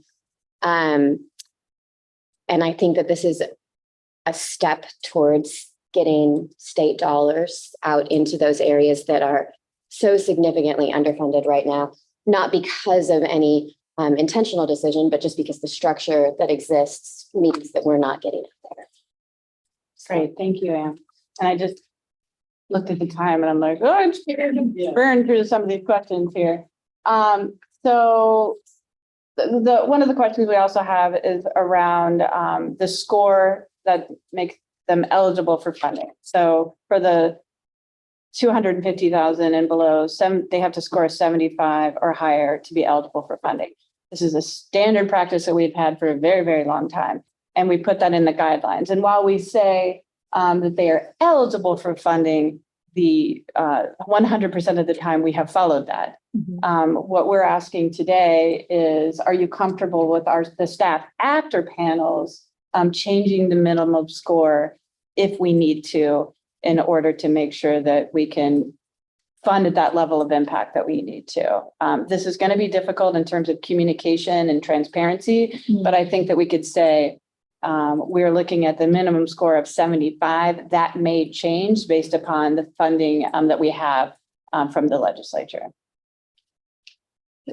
This question, and we discussed this in program grants and services. I think, we've all been very comfortable with changing things depending on what the modeling shows. Right, yeah. But this one, as do a number of other things, interacts with what the criteria are by which applications are being scored. Yeah. And I don't know that changing the minimum is as important as making sure that the criteria are aligned with what we want to actually see happen as a result of making it, frankly, more competitive. And so that means we're going to be using, I would imagine, different criteria to evaluate, somewhat different criteria to evaluate these. So so the criteria sort of tighten up. You might leave this number alone because people have to do something different to hit that number. So I would want to see that criteria before making that I made any opinion on the number itself. Fair enough. I think that's fair. And then eligible and guaranteed award are two different things. They are two different things. That's right. Yeah. That's right. Well, I think, and that's true now, right? You're eligible, except that we fund everybody. Yeah. So, but in fact, in theory, those are two different things. but in It fact, just in doesn't reality- look like that. Yeah. Well, we could certainly focus more on the word eligible in our communication. Yeah. And Right, explain what defining eligible. that. Right. Yeah. Especially if not you're mean- going to shrink the percentage of award, just saying Exactly. eligible does not mean guaranteed award, just making that super clear. And so really, in essence, what we're asking is, can we actually be true to the statement, right? Which Yeah. is that you are merely eligible, but eligible, it just does not translate into funding, sure, or Right. awards. Yeah. So if you're comfortable with that, then that gives us the ability and to make decisions based on, we have 150 that are eligible, we don't put them in the fund. Yeah, right. Yeah, 'cause right now, everybody has hit that threshold. 100% of the applicants hit that threshold and were funded. Sure. In this fiscal cycle. So, and that's the only reason it's like, well, what are we gonna do here? So, but you're right. I mean, we can certainly train in the panel process, you know, that it's just, we're just trying to understand bandwidth and because right now we don't know. We haven't tested all these things. So We also sometimes will have panelists who want to know, you know, who are scoring toward the eligibility cutoff. In other words, Sure. you know, they're thinking about that number, right? That number's in their head. They want to know what that cutoff. So that's also a thing that just happens. Right. And that's one of, most of the time, one organizations. Yeah. Sure. Human nature. A question I should know the answer to maybe is when we say we're funding virtually everyone, are we funding them? Presumably not funding them for everything they ask for. Oh, no. we don't have them. So what's, They don't ask for anything. We tell them what the budget, what their funding award might be based upon their budget size. They don't request an amount. They only request amount of project support. Yeah. I see. Because years ago, we had them request an amount. We couldn't get anywhere close to that amount. Yeah, right? I see. yeah. And even now it's worse because our budget is here, inflation is here, Right. you know, Right. so, Understood. yeah. So they look in the guidelines and they're like, oh, I might be able to, and they've been funded. A lot of these folks have been funded for 20 years in a row, right? Sure. And so that they're kind of used to a certain level. Okay. We wanted to talk real quickly about the AOS is the biggest program that we have in our programmatic budget. And 74% of our budget goes to IEC's AOS program. But we're kind of wanting to get your thoughts on, you know, would you be comfortable? What is your thoughts on decreasing that percentage? Now, what would that mean? Decreasing the funding that goes to arts organization support means that maybe more funding could go to arts project support, which project support's able to get into communities that don't even have an arts organization. There's not an arts organization in every community, certainly in every county. So, and we, you know, have other things that we would like to focus on. But we want to kind of get your input on, do you want this to continue to be the primary anchor spot where we put our funding? I'm not saying that we're going to reduce its primacy overall, but decrease it maybe like 5%, which can go potentially to other areas like project support, like special initiatives. Seems to me like art organization support along the way would be picking up some of the art.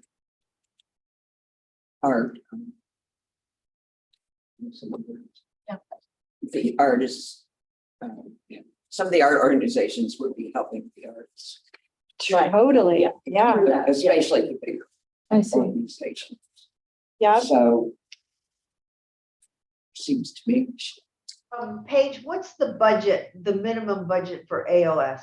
Right Right. now in regions, the region that you're in, Region 1 and Region 7, which is a central part of the state, they have to have a minimum budget of 50,000, but the other regions, there's no minimum budget requirement. And that is How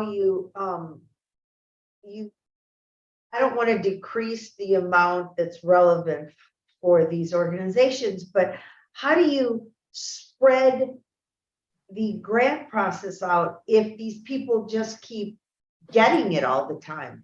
You know, like there won't be room for the smaller rural part of the state to get any money because they don't have the budget, and the money's always allocated to the people who've been getting it for 13 years or 20 years or whatever, because they know how to do everything, and it's kind of second nature to them. That's always the struggle with grant programs, right? It's the bigger organizations that know how to write the grants. Yeah. They have staff. I understand that's a whole industry in itself.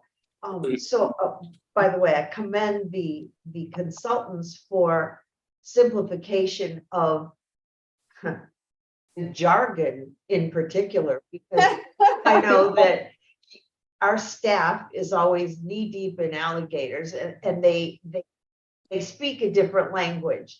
And if you aren't used to it, they might as well be speaking Greek. So I really commend that on that. But I just wonder how this affects.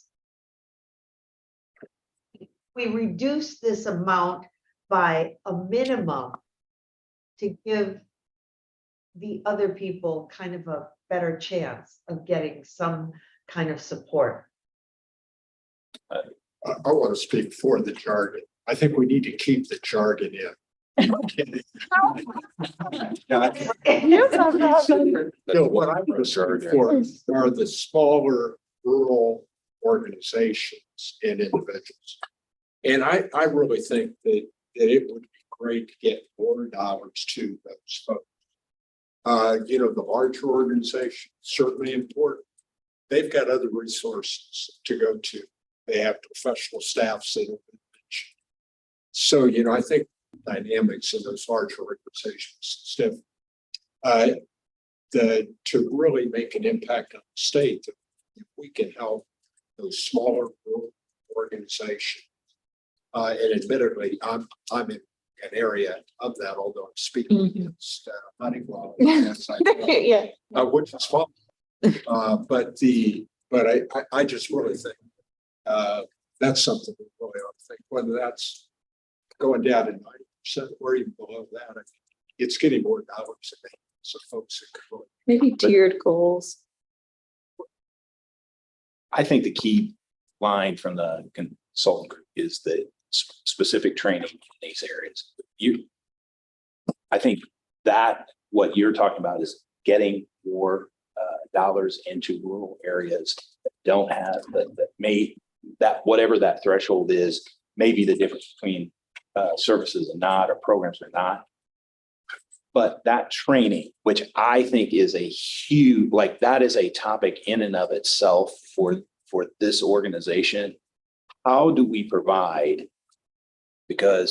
appropriate training for organizations that may have 4 volunteers that have a significant program and maybe the only program in that, but they don't even know how to access this. So they hear about this process and say, oh, that could be for us. This is the group that if we could elevate that group out of this reorganization, rethinking, that's where we need to. But training, you all don't have capacity to do that. Somehow we've got to leverage individual rural area organizations to ensure that the training from the IAC perspective is there. So if it's the community foundation that's bringing in all the small volunteer-based non-for-profits to train them up, we need to figure out what organizations are doing that so we can slide in our training for it. Oh, by the way, here's some other opportunities for arts organizations. I couldn't agree with you more that that can really make the impact across the state. And Dusty, to your question about how do we deal with it in the process? I mean, one of the things that we've talked about is the idea of adding a multiplier for applicants that are from rural areas or are first-time applicants. We did that this year with Arts Project Support. We prioritized first-time applicants in the Arts Project Support category, and Paige, remind me how many new applicants we got. Sure, it was a significant 40 or 50. Yeah, a lot. It was a significant number. So there are some ways, in addition to thinking about training and technical assistance, that we can think about how through this process we can make sure that smaller organizations have access. But that's a really important. Yeah. And we're also thinking about, what's the pathway for them, right? So maybe jumping into arts organization support isn't quite ready, quite the best path for them yet, but maybe it's arts project support, or maybe, it's another strategy where, staff is given discernment to identify a target area an organization that we can work with to help build the capacity with an external partner like a community foundation, which I think is what their emphasis is really starting to focus more on, more community, right? Yeah. So this is not an isolated program. This is more like, it's a big one. It's a biggest component, right? But it's also daylighting other things that we need to do to come alongside. And I do envision sort of the bell curve going like this to kind of more going like this. Because we also don't want to fund so much that then that smaller organizations becomes reliant on us either. Right. You know, so there's like this little balance point that's really important. Right. And Chapin, if you wouldn't mind hitting the next slide. I actually had a question about the slide. Sure. I feel like we kind of went back to Go the back. previous slides. With this for, okay, I'm good. When it comes to operation support versus programming support, having just come out of the nonprofit sector, I know how hard it is to get operation support and how few people provide it. Yes. So that was like thought one in my mind, was of how limited operation support, especially unrestricted operation support, is. The second, though, is with our consultant reporting, did the people in the field ask for more programming support? Like, was that one of their recommendations? Nobody, Like, no, but that also wasn't it wasn't the question. focus. Okay. Yeah, it wasn't the focus. I think when they see smaller organizations tend to be more project focused, and our project support program is not dissimilar from operating support in that so many parts of the budget, so many things are eligible. Sure. So all the administrative activities, that's eligible for support, right? But that's hard for smaller organizations that are volunteer, because how do you translate that in kind, and it becomes like, man, but no, they didn't ask. Sorry, I'm like into the weeds really fast. See how fast that happened? I think just the word grant scares a lot of small communities off. I mean, everybody's for a grant, but they have no clue about the process. And in the committee's report, showing examples, I think it's hugely important for these small communities in simplifying the language, just as we discussed. Yeah, we've tried so many different things, programs on training wheels, I think we've called the on-ramp fellowship, right? And, because it's not the easiest to access. Even with all the streamlining, it's still you're gonna have to have a computer and start an account in an online system, and barrier 1, barrier 2, right? So, exactly that. We'll just work with them, be fun, happy, wonderful people, and they'll want to apply, right? I think you just need more money. We just need some more money. Exactly. It'll happen. It'll happen. Got a great case. So I want to talk tolerance for change. Tolerance for change. What does that mean? What if some of these changes can be pretty impactful? The small organizations, no matter how hard they try, they may not score high enough and not get funded. Larger organizations who've been funded for 900 years, what if they only got like a $3,000 grant and they're used to above 30,000? And what if there are numerous of them? How do you, I guess, what's your thinking around that? What's your tolerance level as a commission, as a board, as the agency that's overseeing all of this? Really? I think just being transparent to everybody that your criteria and stuff should be able to end. So they might not be given funds. And also, I think allowing lead time for the communication. So that they can adjust their budgets, and informing them of how the criteria will change. So that they can take a look to see if, maybe at the organization level, they can actually adjust to be able to meet the criteria, to where it's even on the radar that they may lose funding because the criteria is changing. I also think utilizing the regional arts partners, I think in terms of informing And also even engaging them for the smaller organizations or individuals for grants. You know, how to write a grant, you know, maybe some sort of a meeting there with the regional departments to get it out of the state. I think part of the question with tolerance for change is tolerance for complaint, right?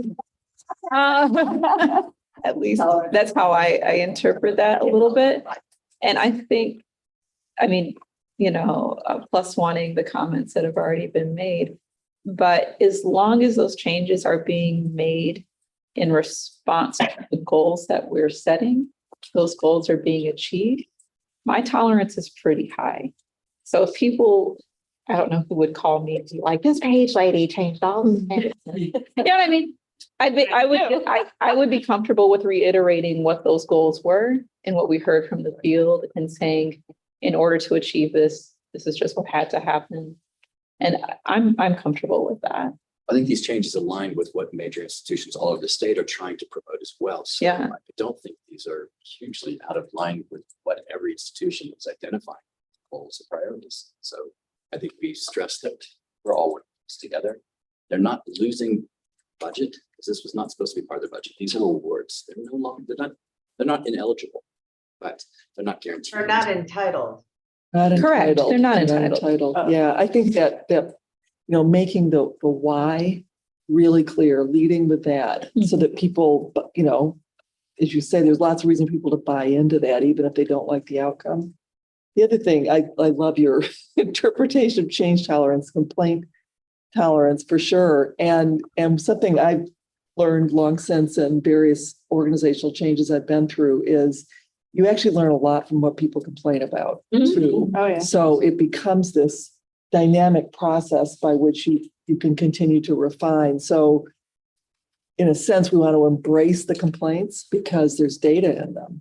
Yeah. Too. So, you know, and change is happening all over. And again, lead time, full communication, full transparency. Yeah. And we've always got something to fall back on to say, here's what here's the positive we're trying to accomplish. And by the way, when we get the money, the extra money from the state, Right. that's going to be even more important because I can imagine people saying, well, you just got another $3 million from the state. How come I'm getting my budget, my award cut too? So those are, it's going to, we're going to have to sharpen our. And maybe you can turn more to advocates. Yeah, I'm wondering, is there a way to, you know, I don't know, a memo, something to all our that, talk about, you know, global change, blah, blah, blah. And this is our new criteria in order to reach the goal. So maybe might have to streamline their organization to fit this new template. So maybe if they were warned, but you know, explained before they have to. Yeah, this goes into effect, that would probably work. Gotcha. To build on that comment, change instead of change tolerance, change projects or change management sort of situations. If the research behind that would tell you that if any time an organization goes through a change, a significant change, and at the end, the participants, the people in there, give feedback that say, I'm dissatisfied with the change or it was ineffective change. The number one thing that they go back to is initial communication, intentional strategy. And they named 3 things about it, which is early in the process, from a significant person to their organization. So whether it be commissioners or whether it be executive directors, early in the process from people that it means something to get a communication like that there is a cadence established that is not once, hey, we're done. We've sent the letter. We are constantly providing that early and often in the process, and that we have established what that cadence is. So we all know by the way, we've communicated 7 times in the last 6 weeks. And this one, and I think this is critical for this particular discussion, is the variety and different methods of communication. We send emails out and say, and assume that the organizations that we're trying to touch that are the most vulnerable to that will read that email. Yeah. We have to find a varying ways to communicate to the people we want to make sure listen to that. Change projects, I think it's a crazy number, like 75 to 80% of those, when their participants feel dissatisfied, the one thing people will go back to is the communication strategy early in the process. Yeah. So that would just be an encouragement from all of us, is if we're going to have tolerance, and I think you're right, the feedback and we learn a lot from that, the feedback, even if it's negative feedback, but we've got to have an intentional strategy for communication. I want to piggyback on that if I can, because I agree with all these comments, and I think the lead time's got to be long. Yes. Yeah. Okay, so people can make change so that they can really get the communication, all the points you guys just made. And to Lori's comment, why are we making this change? It's to create greater impact for the arts state. You guys have better language than that, but people need to understand. That's why we're making this change. We're not just making change for change's sake, but then give them a lot of opportunity to adjust and to hear that message Chad's talking about over and over. And to build upon that, we're doing it to make greater impact based on what you said. Yes, sure. You know, we heard what you told us. You told us you wanted this, so we're doing that. You told us you wanted this, so you know what I mean? Let them know that they're driving that change. Yeah, which is why it was so valuable to get the consultants along, to both let the field know that this is a journey that we have to be on, and we need them in that journey to help guide us, because really this is to help them. So that is a fantastic and very valuable feedback, particularly around the communications. And so I know that we will be a lot more intentional and thoughtful about the timeline, the frequency, and the different modalities which we do that, and that we will be leveraging this group, quite honestly, to help with that messaging. So I have to think along those lines as well, including thinking about how do we communicate with the field after this meeting, right? So what happened today? Okay, is there anything else that we need to consider that we haven't talked about? At 11:14. I'll toss one more thing in there. I keep trying to, but I can't. Like, I just wonder if it would be good. A lot of grantors or foundations, they publish their total award amount.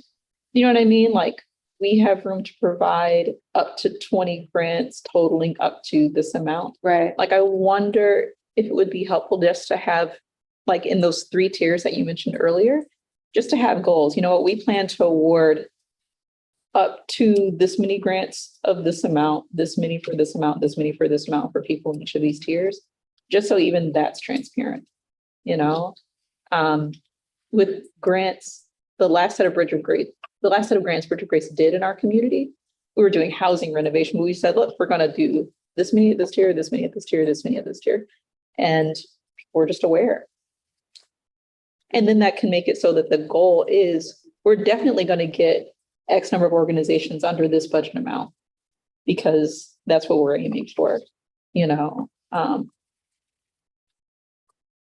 just wonder if that might be helpful. I do think it'll be helpful, because we have a long list for the consultants to consider in their little test driving, modeling, Excel whack jobbery. And that is another great idea for them to look at, because the more transparent we can be at this early stage, obviously, the better for everyone. The not knowing is, nobody wants where we're at right this second, only because we need to have experts come alongside. But that's a really great strategy. I'd love to hear that.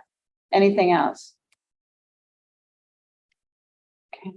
Do I have anything else? God, I hope not. Oh yeah, we have. Okay, so here we have the action part, right? Are you good giving final recommendation deliberation authority? It's a mouthful. to the Region 7's expanded student group, and it is going to be the commissioners that are serving on that. I've asked a regional arts partner, Kayla, to serve on that as well. And we may add another super smarty that might be able to help us in this journey as well. Are you good with that? Because this is what's going to happen. Those folks are going to help deliberate on what that final strategy is going to be, because this is going to go into the guidelines so that we'll be looking for approval of those guidelines in the December meeting so that we can implement this whole thing for the new program 24-25. Everybody good? So moved. Second. Oh, here I am. Okay, so there's the action. So move and second. And we have a second for it. I feel like I'm in an auction. Go. Also, I'm asking for approval for the integration of the AOS 3 program into one general arts organization support program. Go on, Paige. So moved. Okay, no, but it was really his action. So. And Need a then, second? oh yeah, go for it. All right, great. So I think we've got everything we need. We're ready for roll call. Stephanie, you what? Got it. Alberta, Aye. Chad, Aye. Raina, Hi. Ruth Ann, Aye. Dave, Aye. Ray, Aye. Lori, Aye. Jake, Aye. Dusty.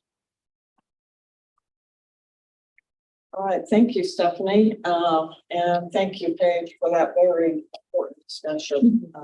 And discussion. Jordan, next steps, ready on motion. So with the next step, business trainings, we were able to continue our partnership with Indiana Small Business Development Center. They gave us some leftover funding they had from the CARES Act. And we orchestrated trainings with our regional arts partners, as well as some on-ramp 2.0 trainings. With those next step business trainings, you get to hear a spoiler alert from one of our regional arts partners. They did general business trainings for our creatives, but there were a couple regions that honed in on a specific discipline. That was public art, as well as two of our regions honed in on music, building a music career. So we had a lot of participants that were eager to participate and were excited. Each region had about 15 to 25, give or take, participants with larger registration numbers, but the state of the world we're in right now, we had some dropouts, but that's okay. With the on-ramp 2.0, we had about 50 participants between the two locations, Bloomington and Lafayette, spread it out across the state. That was our target goal for about 30% of our alumni. So most of the excitement came around being able to reconnect with their cohorts and being able to network and learn more. The sessions in that on-ramp 2.0 sessions were scaling your business as well as marketing strategy. So Elaine facilitated the scaling as well as a partner of hers, Chris Jones of Warhol, Wall Street, as for marketing. And so we are collecting final reports from our regional arts partners to see how everything went. But the feedback has been great so far. Just a couple logistics that we can always improve if we were to continue this program. But it was a great success overall. Any questions? Hearing none, thank you, Jordan. Appreciate that update. So, and the regional arts partners update. Well, again, thank you all for having me. It's a real pleasure to share the work of the regional art partners with you. And I assume that everyone is deeply familiar with what we do, but if that's not the case, feel free to ask any questions. You know, the last meeting, I think you got a report from my colleague Ann Fields Monagle about the granting process and that type of work that we are engaged with.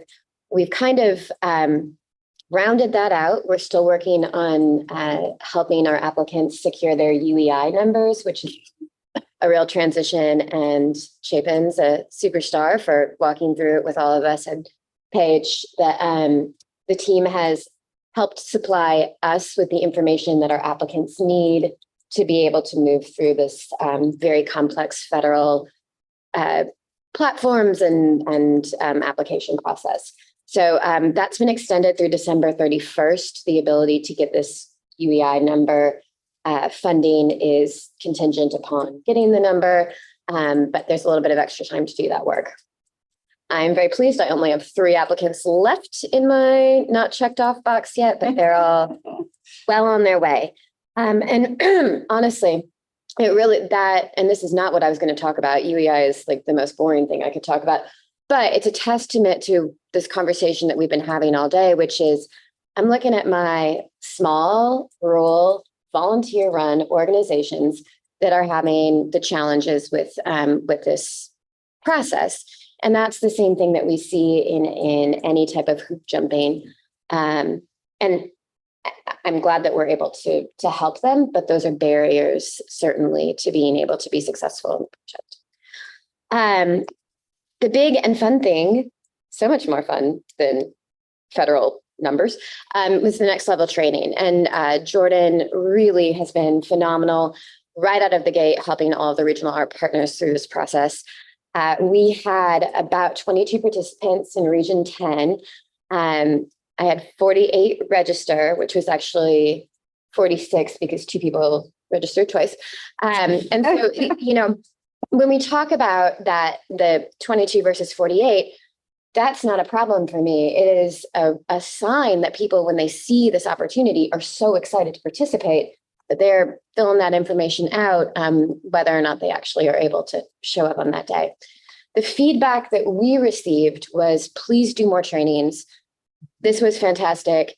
Try to be a little bit more organized and communicate better, which again, with my staff of 3, that would probably be applicable in most situations. A full day of training covering all types of topics. So we did developing your artist bio and CV. We did a session on marketing your art as a small business. We brought in some muralists to talk about working with corporate partners and seeking out, applying for and securing corporate commissions. We had grants and residencies. We had a session on academia, and all of the presenters were pulled from various local and sort of regional areas of expertise. The real highlight for many people was this partnership with the Small Business Development Center. And that for us included a 2-hour training called Launching Your Own Small Business. And it's sort of their standard program for entrepreneurship, but they tried to spin it a little bit to the creative sector. Reality is the skills that you need for launching your business are consistent, whether you're in the creative sector or, you know, I don't, what other sectors are there? Are there? So that was great. But what, you know, when we look at all of these big picture meeting of goals, this was to provide professional development and training to creatives, but it also really helped the regional arts partners develop our relationships in some of these other areas as well. So my relationship with the local small business development center is strengthened. And maybe Chad earlier was talking about, we've got to figure out who's working in rural areas and doing trainings. Well, in some of the conversations leading up to this, to our next level session, our local head of the group and I were having that exact conversation. How do I get the arts into Spencer County? And they, because they are charged by the state with doing their trainings in each of these counties, are an access point for me now. So I know who they have going out. I can piggyback along. So it's really a question of just, you know, developing the materials to make sure that those folks know that the Arts Commission also has opportunities. It was really a great day. Just a little anecdotal story about the whole experience that I think was telling was that we held our sessions in the headquarters of a local bank. And, you know, we've got our participants coming in and out and they're dressed like artists. And at one point, the vice president of the bank happened to be sitting in the cafe area and said, and what is going on back there? And I said, oh, well, we're doing this business training, entrepreneurial training for creatives, because a lot of folks, particularly if they didn't go to school for this, don't have the marketing and finance and, et cetera, training and skill set. So we're trying to equip our artists with those skills so that their work can be more sustainable. And he said, and we don't have the creative training. And so it was this beautiful moment of recognizing that the work of the creatives needs to be injected into the corporate sector. And some of these, very standard practices that are so common in the corporate sector need to be injected into the creative sector. I've probably already taken up more than the 2 minutes that Ann Fields Monacle told me I was supposed to. But I do just want to point out that I've been taking a lot of notes, particularly about the consultants' work, and the regional arts partners meet every other week via Zoom. And so I think certainly because we are the access point for all the grantees, there's just so much exciting content coming out of this. And I'm really delighted that we're able to help serve the state and serve the artists and residents of the state through this partnership. So. Well, thank you, Anne. We appreciate all the work regional partners do to further the Indiana Arts Commission. So thank you. We appreciate that.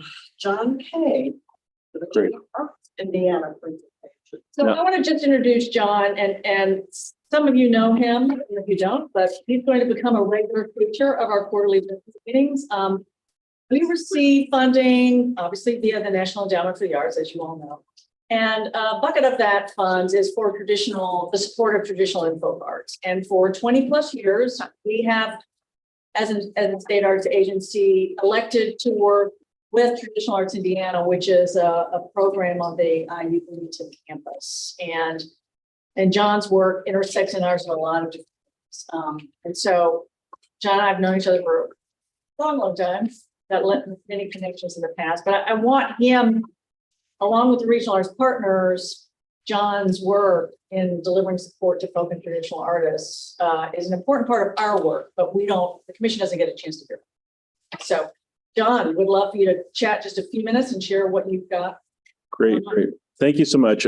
As Maya said, it's been a partnership between the Arts Commission and Indiana University for 20 years, basically. And I've been the director of Traditional Arts Indiana for 18.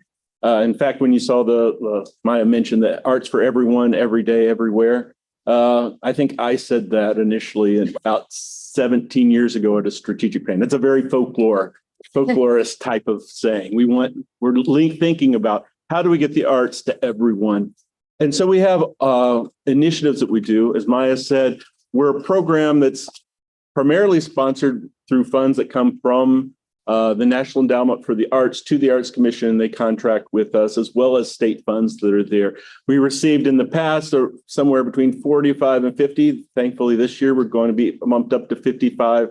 And almost all that money ends up going back out to communities through 3 or 4 major initiatives that we do. All of my salary comes from Indiana University, as well as 2 graduate assistantships that are funded by the college at Indiana University. So my line is from the provost's office at IU. And so the money that you fund for us goes directly out to serve the state.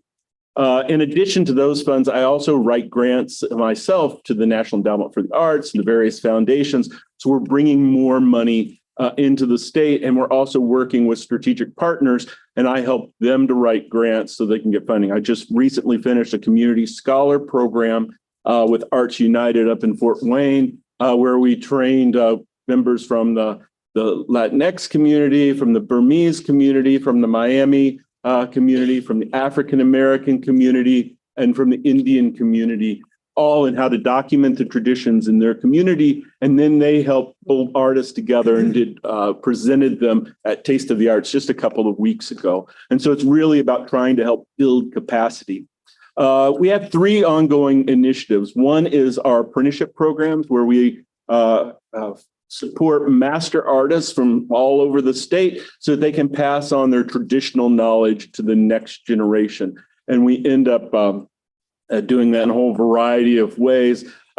Coming around is we have an exhibit that's IU right now, and we're getting ready to do an award ceremony for our apprenticeship teams, which includes net makers from down in New Harmony, Indiana. It includes African-American quilters in Fort Wayne. It includes Miami bead artists in Huntington. It includes fourth generation glass artists from Corydon. So we're really trying to reach out into communities all around the state. So that's one of the programs. The other people that are going to be celebrated at that October 7th event is our Indiana Heritage Fellows. And that's a relatively new program. We're in our year 4, I believe, of that. And it honors the lifelong achievements of a folk and traditional artist. And it's patterned after the National Endowment for the Arts. And we've supported we've identified old-time fiddlers that have received this, ballet folklorico dancers. This year, we have the glass artist. We have an African-American quilter from the Sisters of the Cloth who's being recognized, as well as Jim Smoke, an old-time banjo player from Southern Indiana, not too far from here, over in Pekin, Indiana. And so those are two of our big initiatives. The other one, and maybe what you've seen if you in your home communities, is we have a traveling exhibit program called a Rotating Exhibit Network, and it serves all around the state. At any given time, we have 40 exhibitions in public libraries all around the state, and we use the Interlibrary Loan Program to share that information or those resources with people. And then the libraries often will bring in people to do craft demonstrations, or to do concerts, or to teach hands-on workshops. And so it's really kind of leveraged them to do that. So we provide that free of charge to the communities because we receive this support. The other area that you might know my work, in addition to those 3 main initiatives, is I've been doing a lot of work with Stephanie on the area of creative aging. For my whole career, some 30 years, I've been working in the folk and traditional arts. Those are community-based traditions.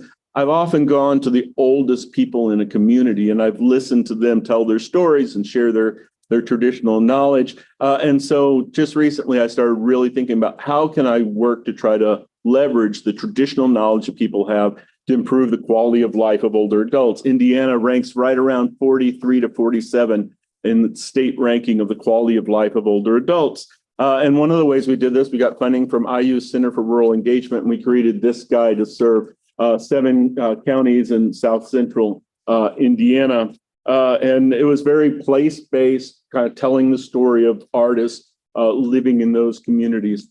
I'm now, with the support from the Cluse Foundation, doing a very similar project in the Greater Indianapolis Foundation, Indianapolis region, where I'm trying to look at more diverse ways of aging in Indianapolis. And so I'm working with folks from the African-American community, the Latinx community, doing a lot of work right now with the Burmese community, the Hakachin, Falam, Lutuv folks, working with basket makers and drum makers and weavers that are there. There's 30,000 Chin living in Indianapolis. And so we're doing work to try to do them, to serve them. And so we're doing that. Also with the creative aging, I'll pass these around because this talks about that work here.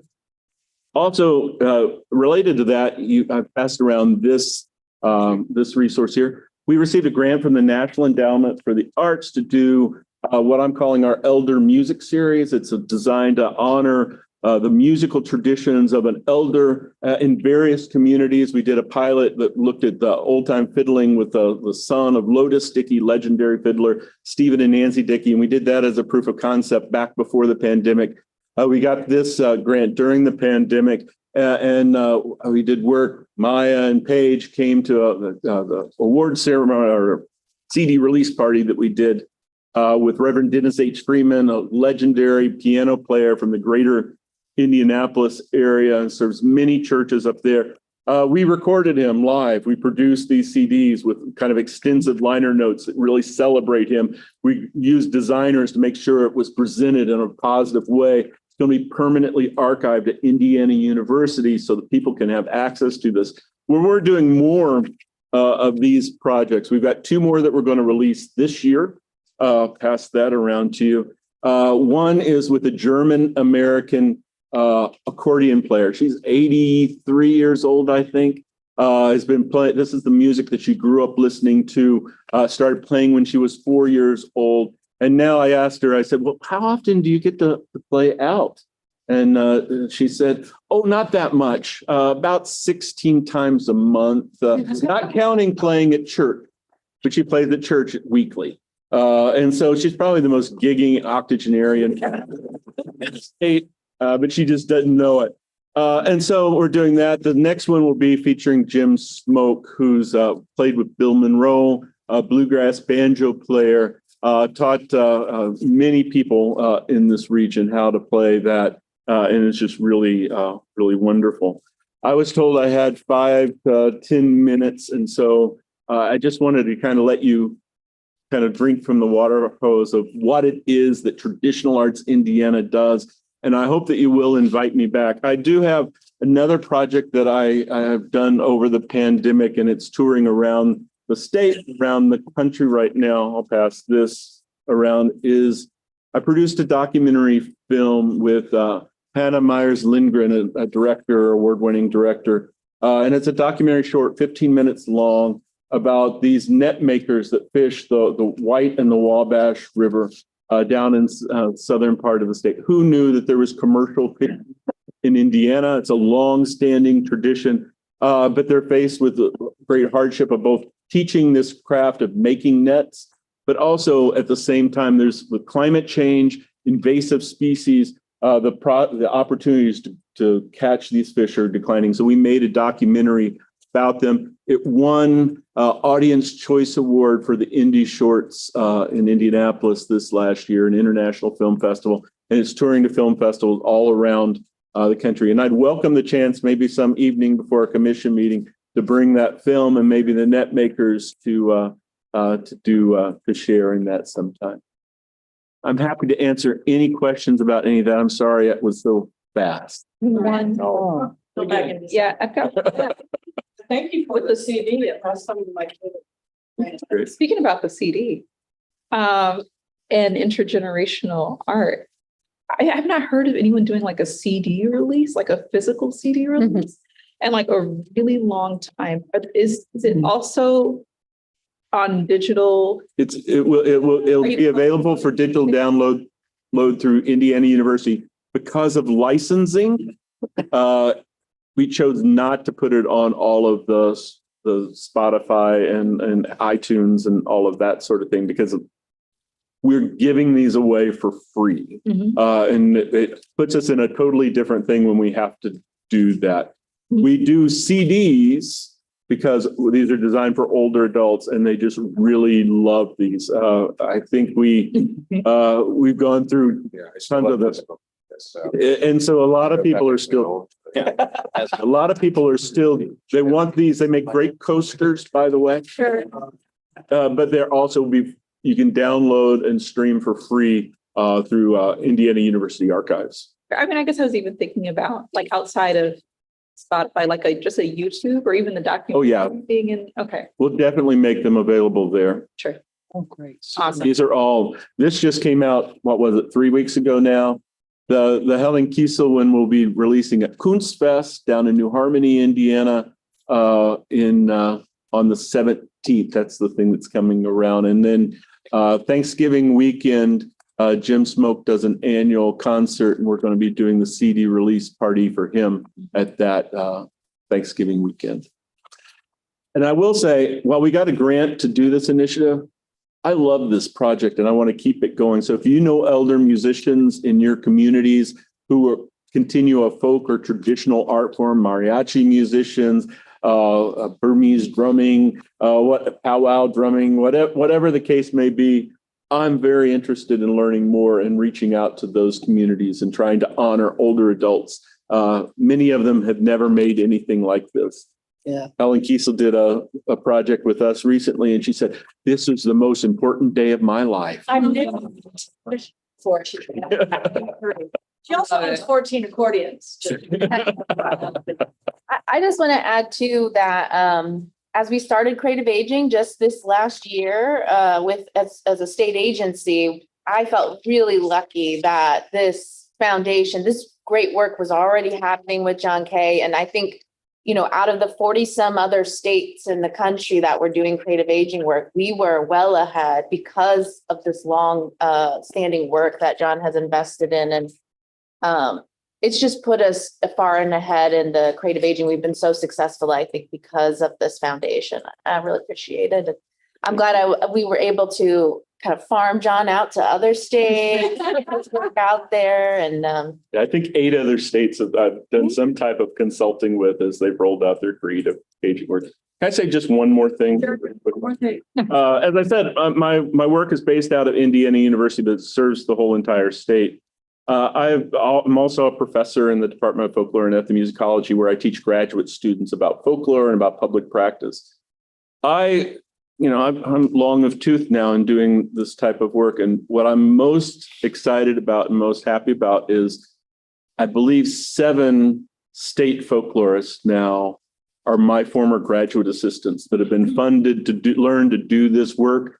They've gone on to work in Maryland, to work in Florida, to work in Mississippi, to work in Connecticut, all these different states, not to mention those that have gone on to work in museums and stuff. And it's all because we've had this partnership with Indiana University and the Indiana Arts Commission. It's provided a launching pad for many young folklorists to do this work. And I think that Indiana is known now for being a great incubator for that. So thank you all. Well, thank you. Yeah. Thank you. Okay, Maya. I think Connie, are you there? We have one quick thing, new business wise, we were gonna share, and then Connie? Yeah, happy to dive in and talk a little bit about the passport as some new business. There is a slide, but Suzette, if you can pull it up, if not, no worries. But happy to announce that the Indiana Arts and Culture Passport that we have teased out to you for a couple of meetings has officially launched in partnership with the Indiana Destination Development Corporation. We are very excited about this partnership and the great work that it is already bringing to arts and cultural destinations across the state.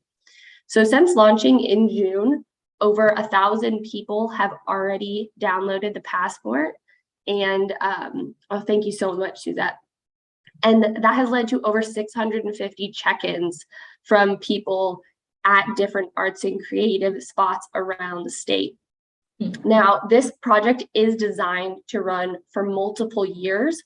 And so some of the pushes in marketing and paid promotion are set to begin here in just a few weeks. And so there is much more to come, but Taya has already done a wonderful job of beginning promotion of the passport in the different locations on it on our social media. And we're looking forward to being able to spread the news about these wonderful creative places in the years to come.